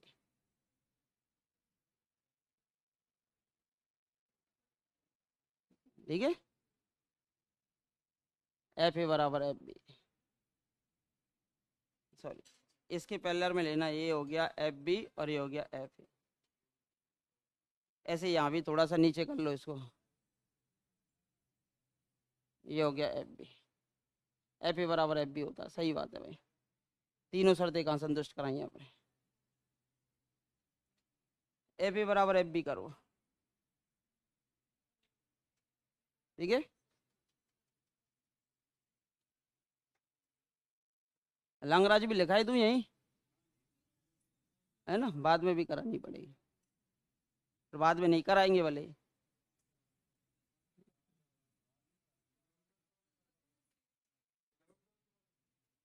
हाँ, देख लेंगे, कहीं पढ़ लो, वो तो एक समान ही रहेगी, वहां कौन से स्पेशल पढ़ाएंगे, वहां भी ऐसे ही पढ़े हैं। यहाँ भी लांगराज का क्वेश्चन आएगा, इस सीट में भी दे रखे हैं, लांगराज का भी आएगा, फिर बतानी पड़ेगी। अब यहीं की यही है, देखो दो काम तो है ही है, दो काम तो ये होंगे ही होंगे, तीसरा काम अलग हो जाएगा, f a not equal to f b. तब एक बिंदु सी विवृत अंतराल ए बी में ऐसा मिलेगा, कैसा, कि एफ डैश सी बराबर f b minus f a upon b minus c. तो लिखो लांगराज प्रमेय, लिख लो लांगराज मध्यमान प्रमेय। ये तो रोल थी, अब कर देते हैं लांगराज प्रमेय।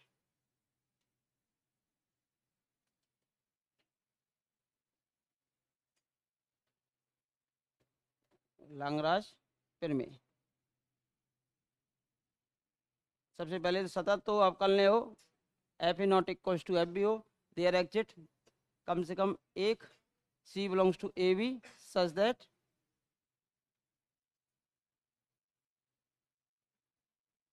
एफ डैश सी बराबर f b minus f a. Same condition है, बस ये बदल जाता है, f dash c b minus a. लो हो गई लांगराज प्रमेय बन गया।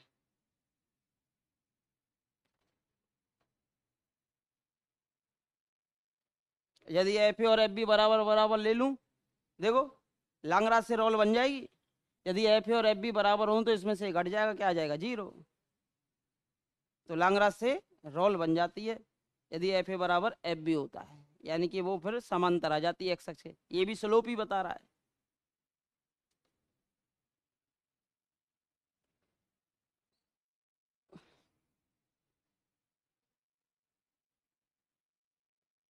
क्योंकि फिर आसानी रहेगी ना एक ही सीखने में इसको। बस एक ही पॉइंट तो बदलना है, f a not equal to f b है तो एफ डैश सी बराबर f b minus f a upon v minus ए।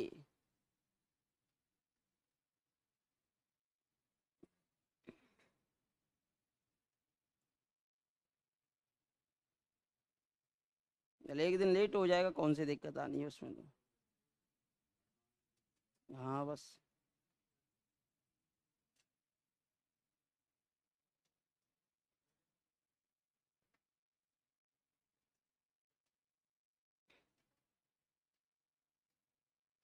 हो गया क्या।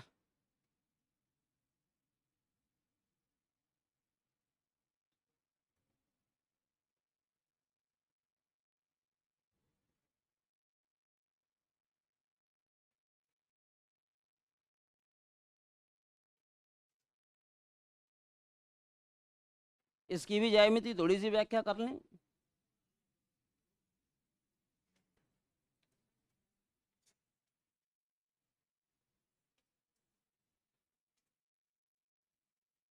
लिखो ज्यामितीय व्याख्या लांगराज की भी। ये लांगराज मध्यमान प्रमेय हो गई है ना।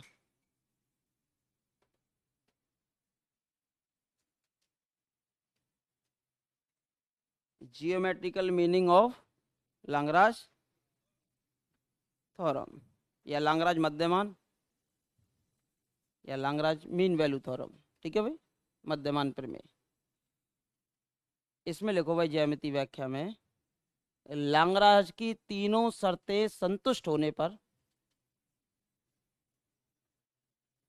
अब तीनों शर्त संतुष्ट होनी चाहिए यहाँ भी,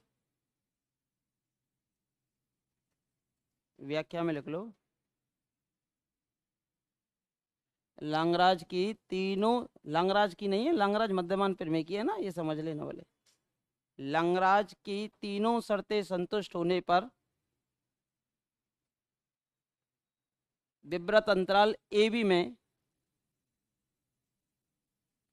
विब्रत अंतराल ए बी में, वो तो लिखना जानते होंगे ना, विब्रत अंतराल a b, open interval a b है ना, विब्रत अंतराल ए बी में कम से कम एक बिंदु सी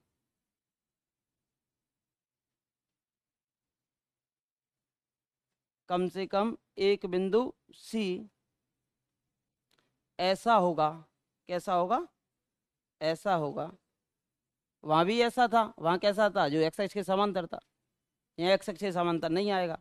अगर एफ ए बराबर एफ बी हो जाएगा तो ये भी एक्स एक्स के समांतर आ जाएगा। कम से कम एक बिंदु सी ऐसा होगा कि जिस पर स्पर्श रेखा,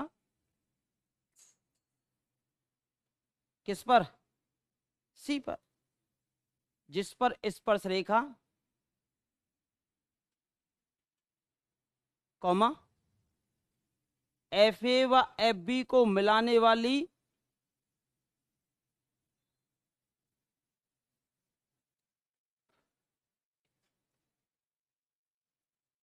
एफ ए व एफ बी को मिलाने वाली जीवा, ब्रैकेट में लिख सकते हो रेखा, ठीक है, जीवा या रेखा कुछ भी लिख लो, एफ ए व एफ बी को मिलाने वाली जीवा के समांतर होगी।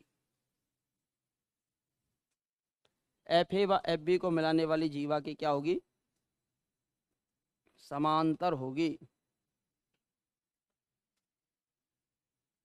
क्या होगी बोलो, समांतर होगी। भैया रोल की तीन शर्त संतुष्ट कराओ। रोल के अनुसार एफ ए एफ बी के बराबर नहीं लेना है, ठीक है, यहाँ अलग अलग ले लो, वहाँ बराबर लेने थे, है ना, यहाँ बराबर बराबर नहीं लिया, लिया है कि मैंने, ले लिया ना, ठीक है। सतत होना चाहिए तो वक्र तोड़ो मत, और फिर वक्र कैसा होना चाहिए, अवकलनीय है, तो कोई भी नुकीला पॉइंट मत लो, तो मिलने जरूर चाहिए, क्योंकि सतत है तो मिला दो जैसे भी आपकी इच्छा हो। चलो हमने ऐसे मिला दिया, मिला दिया। अब मिलाने के बाद आपने क्या देखा, अब एफ ए और एफ बी को फिर डायरेक्ट मिला दो। ये तो आ गई जीवा, एफ ए और एफ बी को मिलाने वाली आ गई जीवा। अब बताओ इस वक्र पर कोई ऐसा पॉइंट सी मिल रहा है जो इसके समांतर स्पर्श रेखा आ जाएगी, ये मिल गया, इस पर जो स्पर्श रेखा इसके समांतर आ गई। देखो डेफिनेटली उस वक्र पर कम से कम एक ऐसा बिंदु सी मिलेगा जो एफ ए और एफ बी को मिलाने वाली जीवा के समांतर स्पर्श रेखा आ जाएगी। सी पर जो स्पर्श रेखा खींची है ना, वो एफ ए और एफ बी को मिलाने वाली जीवा के समांतर, कम से कम एक, ज्यादा भी मिल सकते हैं। ज्यादा कैसे मिलते, ज्यादा ऐसे मिलते, कैसे मिलते, जब वक्र में दो चार उछाल होते, ये एफ ए और यहाँ आ गया आपका एफ बी, बराबर थोड़ी ना एफ ए बराबर एफ बी। अब जैसे कि ये हो गया उछाल, ठीक है। अब एफ ए और एफ बी को मिलाओ, ये मिल गया एफ ए और एफ बी, मिल गया। अब मुझे बताओ इस पे कौन कौन से ऐसे पॉइंट हैं जिन पे स्पर्श रेखा एक्स एक्सिस के समांतर है। एक तो देखो यहाँ मिल जाएगा एक पॉइंट, तो ये मिल गया, एक पॉइंट यहाँ भी मिलेगा, एक पॉइंट यहाँ भी मिलेगा, एक पॉइंट यहाँ भी मिलेगा, चार पॉइंट मिले। अब देखो इस पे स्पर्श रेखा खींचोगे ये आ गई इसके समांतर है, इस पे खींचोगे ये आ गई इसके समांतर है, इस पे खींचोगे ये भी इसके समांतर है, इस पे खींचोगे ये भी, तो चार हो गई। कितनी हो गई, चार। कम से कम एक मिल रही थी, यहाँ तो कितनी मिल गई आपको, चार चार मिल गई। ज़्यादा भी मिल सकते हैं, कोई दौरा ही नहीं है। समझ में आ गई ना? अगर एफ ए बराबर एफ बी ले लेते ना तो ये घूम कर यहाँ आ जाती ऊपर, एक्स एक्स के समानता, लांगराज रोल में कन्वर्ट हो जाती। कौन किस में कन्वर्ट हो जाता? लांगराज रोल में कन्वर्ट हो जाता। ठीक है, समझ में आई बात? अब लांगराज का या रोल का कोई भी क्वेश्चन आता है उसे आप आसानी से सॉल्व कर सकते हैं। 128 में करा चुका हूँ, करा दिया ना। 129 भी करा दिया, 130 भी, 130 करा दिया क्या? 130 करा दिया क्या आपको? नहीं कराया? अब आप सारी के कंडीशन पूछिए भैया, सब ग्रेटर में ही दे रखे हैं।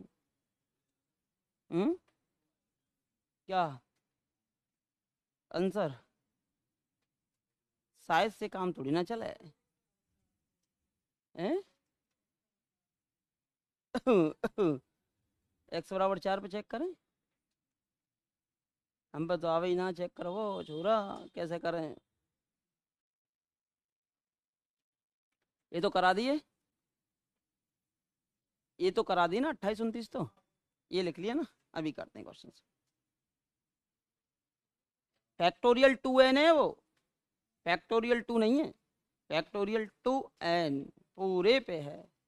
फैक्टोरियल है ना जो, आधे पे नहीं है, अपितु पूरे पे है। कंप्लीटली पे फैक्टोरियल लगा हुआ है, पूरे पे लगा लीजिए फैक्टोरियल 2n। हाँ जी, हुआ कुछ? डिलम्बट लगा दिया करो, घबराते क्यों? फैक्टोरियल आ जाए, एक्स आ जाए, तो आप तो एक ही टेस्ट जानते हो, कौन सा? डिलम्बट। आप तो एक ही टेस्ट जानते हो, कौन सा? डिलम्बट। चाहे क्वेश्चन एक हुआ है, थ्योरी बहुत हो गई अभी भी आपकी। एक कराई दिया था है ना, लिमिट फाइनाइट आएगी, ये भी करा दिया था, ये वाला रह गया था। फैक्टोरियल 2n है ये ना। हाँ जी, सीधा सीधा un दे ही रखा है, कितना है? फैक्टोरियल n का स्क्वायर अपॉन फैक्टोरियल 2n और एक्स की पावर n। हाँ जी, un+1 निकालो, n रिप्लेस बाई n+1, ये हो जाएगा फैक्टोरियल n+1 का होल स्क्वायर, और नीचे हो जाएगा आपके पास n के स्थान पर n+1 रखेंगे तो ये हो जाएगा फैक्टोरियल 2n+2। भाई दो जुड़ जाएगा, भाई n के स्थान पर n+1 रखेंगे तो 2n+2 हो जाएगा। ठीक है, और ये हो जाएगा एक्स की पावर n+1। ये निकालना जानते हो कि नहीं जानते? कहीं कंफ्यूज मत हो जाना, जानते हो ना? देखो n के स्थान पर n+1 रखते तो दो तो है ही है, यहाँ n+1 कर दो तो कितना हो जाएगा? 2n+2। ठीक है, ऐसे होता है। हाँ जी, डिलम्बट लगा दो, कौन सा? डिलम्बर। un में किसका भाग? un+1 का। और शायद लिमिट तो सभी जानते हैं, क्या लगाई जाती है? n tends to infinity. हाँ जी, कभी भाग दिया है? दिया है। देखो xn+1 से xn काट देंगे, x बच जाएगा केवल। ये फैक्टोरियल n है, चलो कोई दिक्कत नहीं, इसको ऐसे ही रहने दो। ये फैक्टोरियल 2n है, इसको ऐसे ही रहने दो। ठीक है, ये ऊपर जाएगा, फैक्टोरियल 2n+2 को खोल के लिख दूं तो ये आएगा 2n+2, फिर आएगा 2n+1 और फैक्टोरियल 2n घटते हुए क्रम में। फिर हमारे पास फैक्टोरियल n+1 था, ये जाएगा नीचे, तो इसे लिखेंगे आप n+1 फैक्टोरियल n, दोनों का लगा हुआ है होल स्क्वायर, और नीचे बच गया कितना? x। जो कट रहे हैं उनको काटो, फैक्टोरियल 2n से फैक्टोरियल 2n कैंसिल, यही तो था, फैक्टोरियल n का स्क्वायर कैंसिल। ठीक है, अब सीधा सीधी बात है भाई, यहाँ से 2 दूनी 4, n स्क्वायर का गुणांक आ रहा है 4, और यहाँ से n+1 का होल स्क्वायर है तो n स्क्वायर का गुणांक आ रहा है 1, सीधी लिख दूं लिमिट। भाई देखो ऊपर तो बन रहा है कितना 2n+2 और ये बन रहा है 2n+1।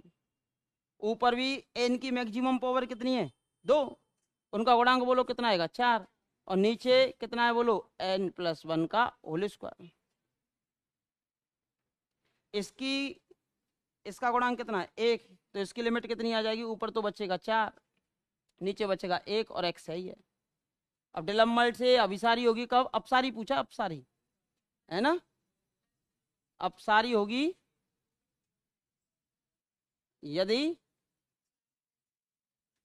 लिमिट का मान 1 से छोटा हो, यानी x की वैल्यू किससे बड़ी हो 4 से बड़ी हो। बस यही बात खत्म कर देंगे, तो 4 वाले एक ही में आंसर मिल रहा है, वही हमारे पास आंसर हो जाता है। हाँ हाँ, वो तो लेस देन वाला ही हो जाता है, अभिसारी तो हमेशा लेस देन में ही आता है। हो गया ना। अब इक्वल्स टू पे तो फिर श्रेणी बनानी पड़ेगी, फैक्टोरियल में आएगी, फिर उसके लिए हमें तुलनात्मक परीक्षण लगाना पड़ेगा, उसके लिए इससे बड़ी एक गुणोत्तर श्रेणी बनानी पड़ेगी, और वो बन नहीं पा रही है, वो बन नहीं पाएगी तो फिर उस पर फेल हो जाएगा। फिर दूसरा तरीका ये है कि ऊपर फैक्टोरियल एन का स्क्वायर है, नीचे फैक्टोरियल एन ही बन रहा है, तो ऊपर एन ज्यादा बनेगा नीचे एन कम बनेगा, limit n tends to infinity पे डेफिनेटली इन्फिनिटी बनेगा, जीरो बन ही नहीं सकता है ना। ऊपर फैक्टोरियल एन का स्क्वायर, नीचे केवल फैक्टोरियल एन बनेगा, यानी 2n। सम वाले पद चलेंगे और वहाँ ऊपर सभी चलेंगे मल्टीपल में, तो ऊपर का गुणा हमेशा बढ़ता ही जाएगा अनंत की, और नीचे के गुणा से हमेशा ज़्यादा ही आएगा, तो जोड़ करेंगे तो अनंत ही आएगा, तो फिर उस केस में फेल हो जाएगा।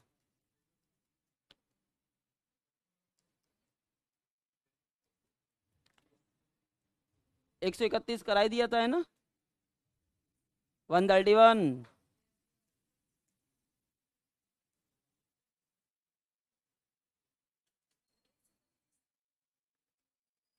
हाँ जी, 131 32 करा दिए थे क्या, बोलिए भाई कुछ तो बोलिए, करवा दिया, करवाना है। अभी आपने रोल सीखी है, लांगराज सीखी है, दोनों का मिक्सअप क्वेश्चन है। 133 फर्स्ट ग्रेड संस्कृत डिपार्टमेंट 2020 का क्वेश्चन है भैया, करो। अब मान के चलो आप पेपर में बैठ गए, अभी और सीखा है लांगराज को भी और रोल को भी, तो क्वेश्चन नंबर 133।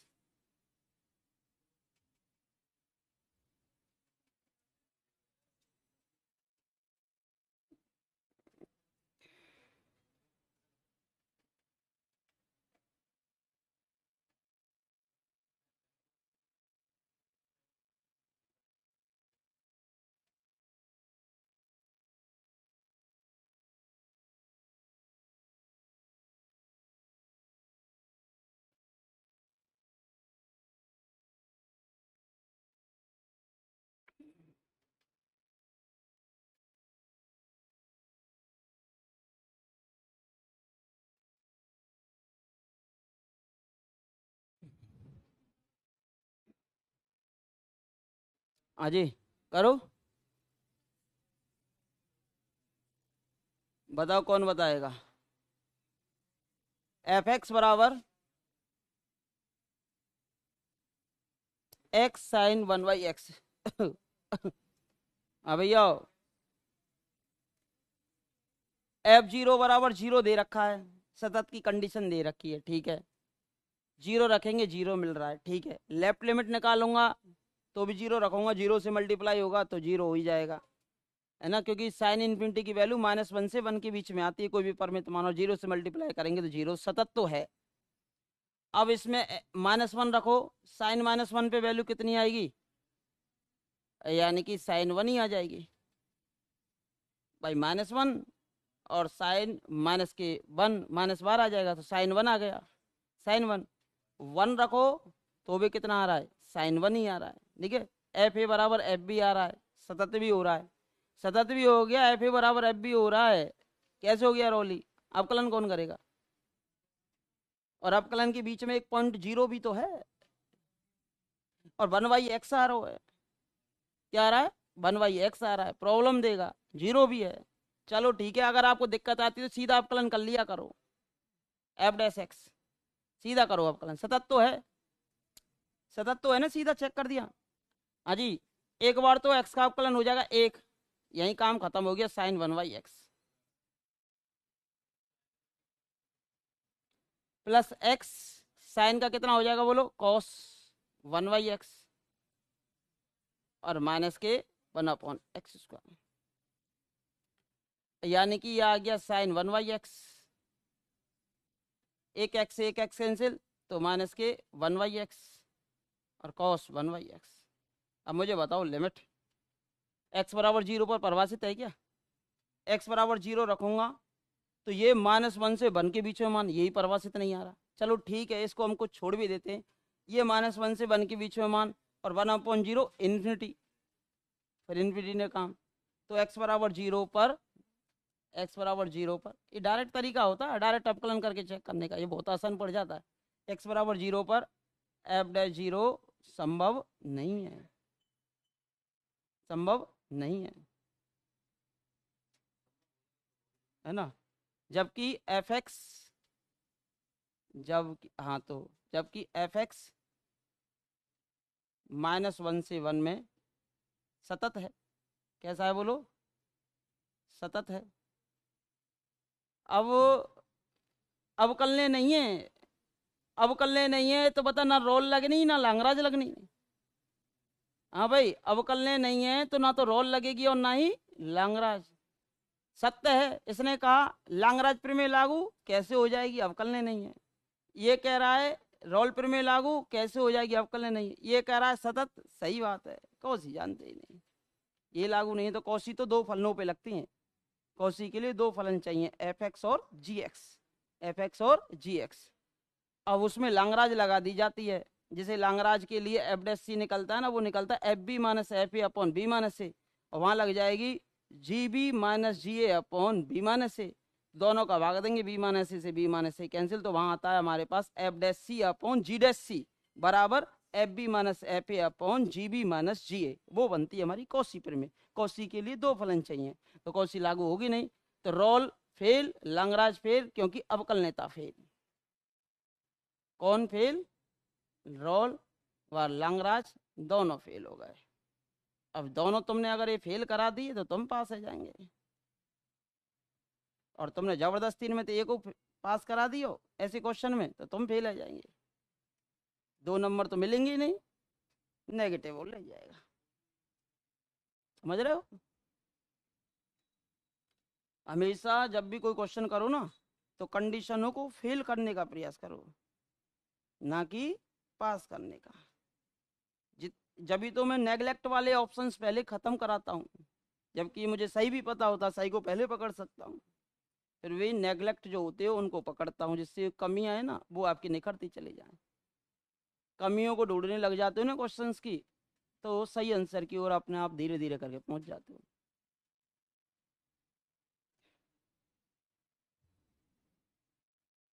दूसरा वाला क्वेश्चन वही अपसारी वाला है।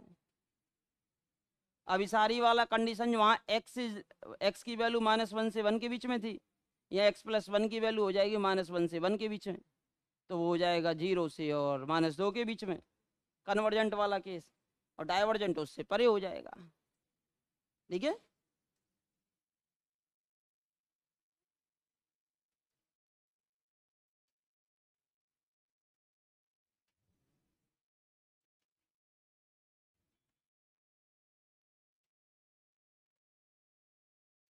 थर्ड आंसर हो जाएगा 135 का,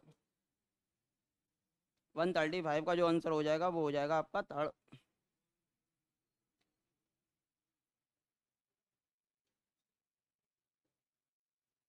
डाइवर्जेंट पूछा है ना, ये लिख लिया ना सभी ने?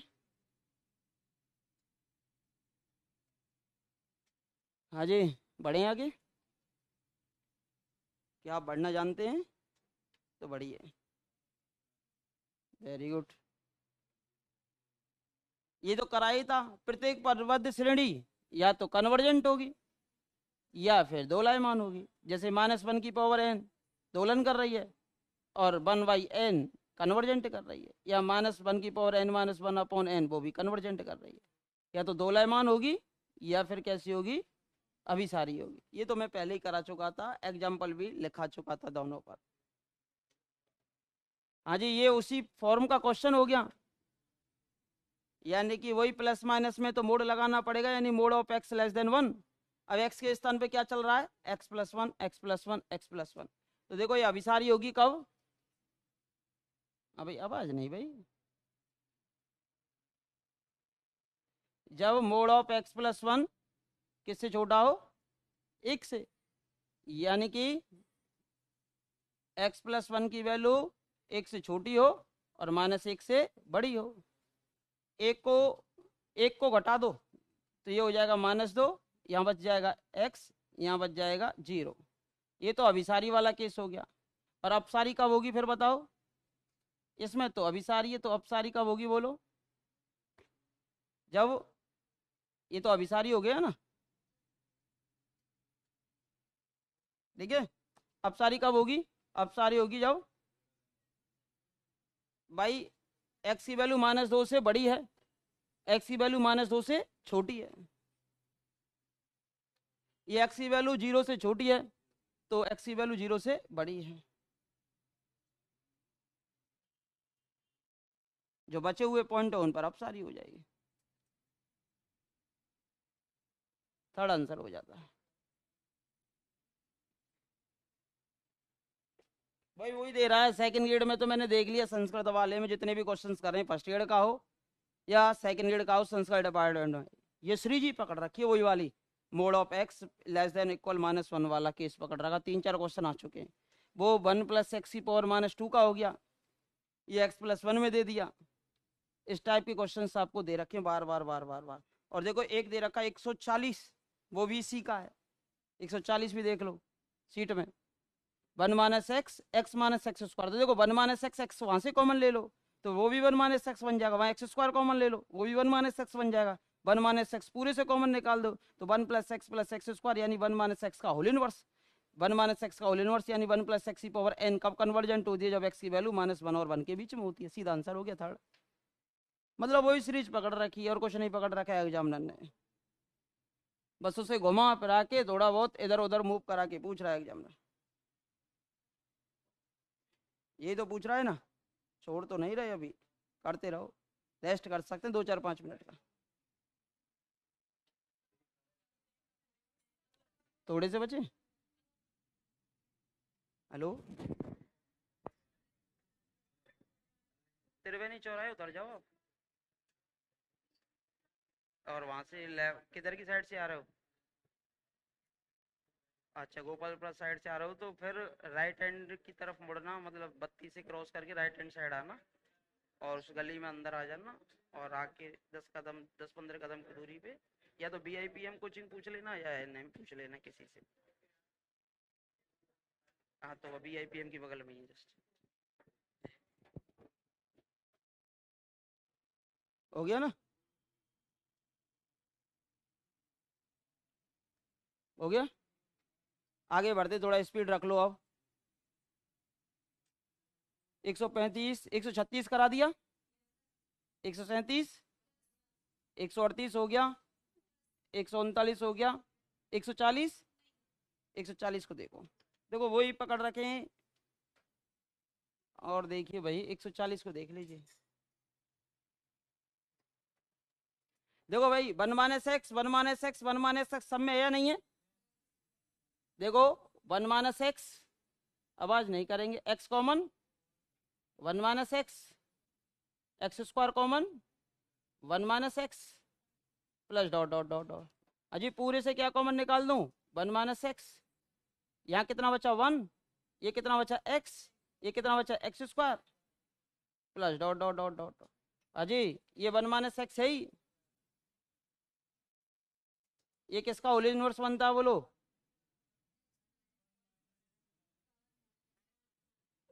अब इस श्रेणी दे रखी है, ये तो मैंने कोई एक पद लिख दिया, ये श्रेणी है। अब ये वाला 1 + x, ये तो खैर एक ही टर्म हो गई, इसे तो कोई इफेक्ट पड़ेगा नहीं, ये पावर्स में अजी 1 + x m अभिसारी होती है कब? यदि value of mode of x is less than equal 1 हो, या value of x less than equal 1 और ग्रेटर देन इक्वल -1 हो, ये वाली श्रेणी। तो यहाँ से इसका हो जाएगा थर्ड आंसर। वही दे रखा है, वही -1 से 1 का खेल कर है। पहले फोर्थ कब लगवाया था इसका? हमने किससे करवाया था इसको? तो जल्दबाजी में हो गया होगा ऐसा, हो सकता है। तड़ी है, इसमें भी तड़ी लगा रखा है हमने भी, पेन से भी था। हाँ तो कोई ना, सही कर लो, का सॉल्यूशन थोड़ी ना कराया था उस दिन। हाँ, फिर भी एक बार और आंसर चेक कर लूंगा मैं, ऐसी कोई दिक्कत नहीं। वैसे तो यही होगा।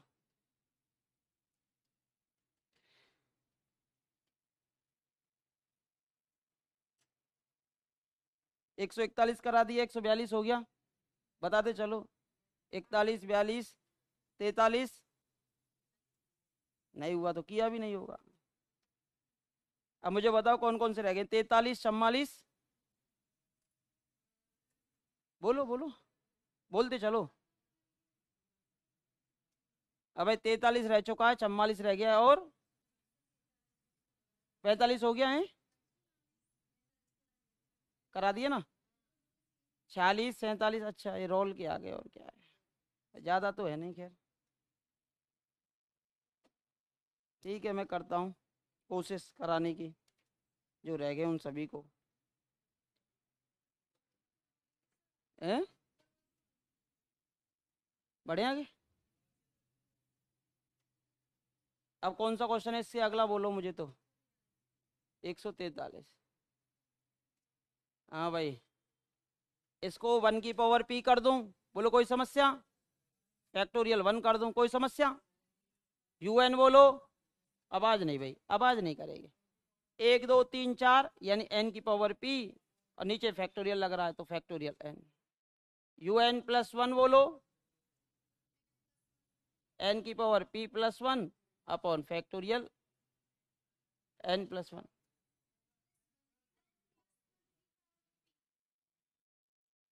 अच्छा अच्छा अच्छा अच्छा अच्छा,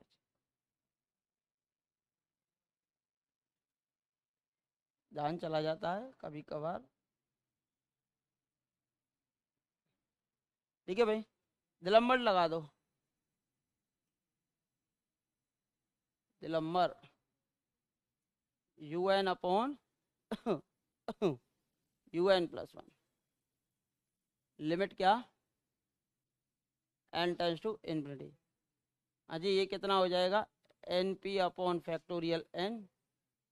हाँ जी, फैक्ट ये ऊपर जाएगा तो n+1 को इसको लिख सकते हो आप n+1 इंटू फैक्टोरियल n। कोई दिक्कत? और नीचे कितना आएगा बोलो? n+1 की पावर p, है ना? और कुछ आएगा क्या? हाँ भाई, यहाँ तो कंडीशन फेल हो रही है, डिलम्बर्ट फेल हो जाएगा।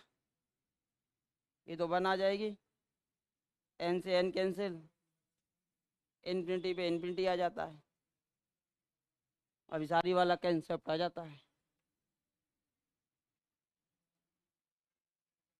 बोलो, p का कुछ भी मान रख दो, कोई इफेक्ट पड़ रहा है क्या? p का 5 रख दो, p का 2 रख दो, p का 3 रख दो, p का कुछ भी मान रख दो, बोलो कोई इफेक्ट पड़ेगा क्या? p का कुछ भी मान रखने पर कोई इफेक्ट पड़ेगा क्या? नहीं पड़ेगा, बस बात खत्म। अजी कितना आएगा? Limit n tends to infinity, यहाँ से n की पावर p कॉमन निकाल दो, ये ऊपर बचा n+1 और नीचे बचा है 1+1/n की पावर p।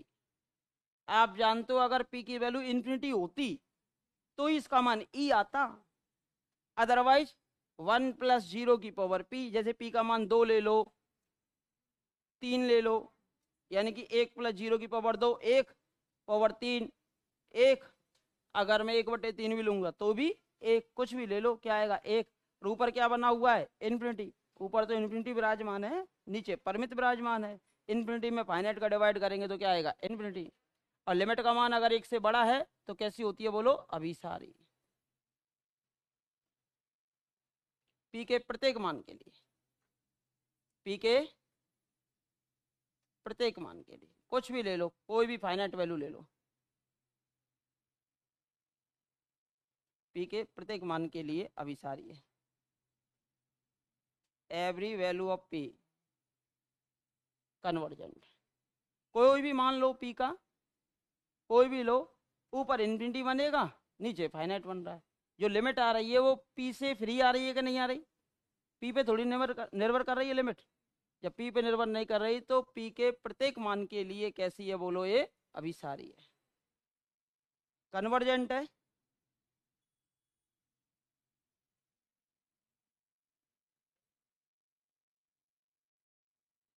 कन्वर्जेंट है प्रत्येक मान के लिए।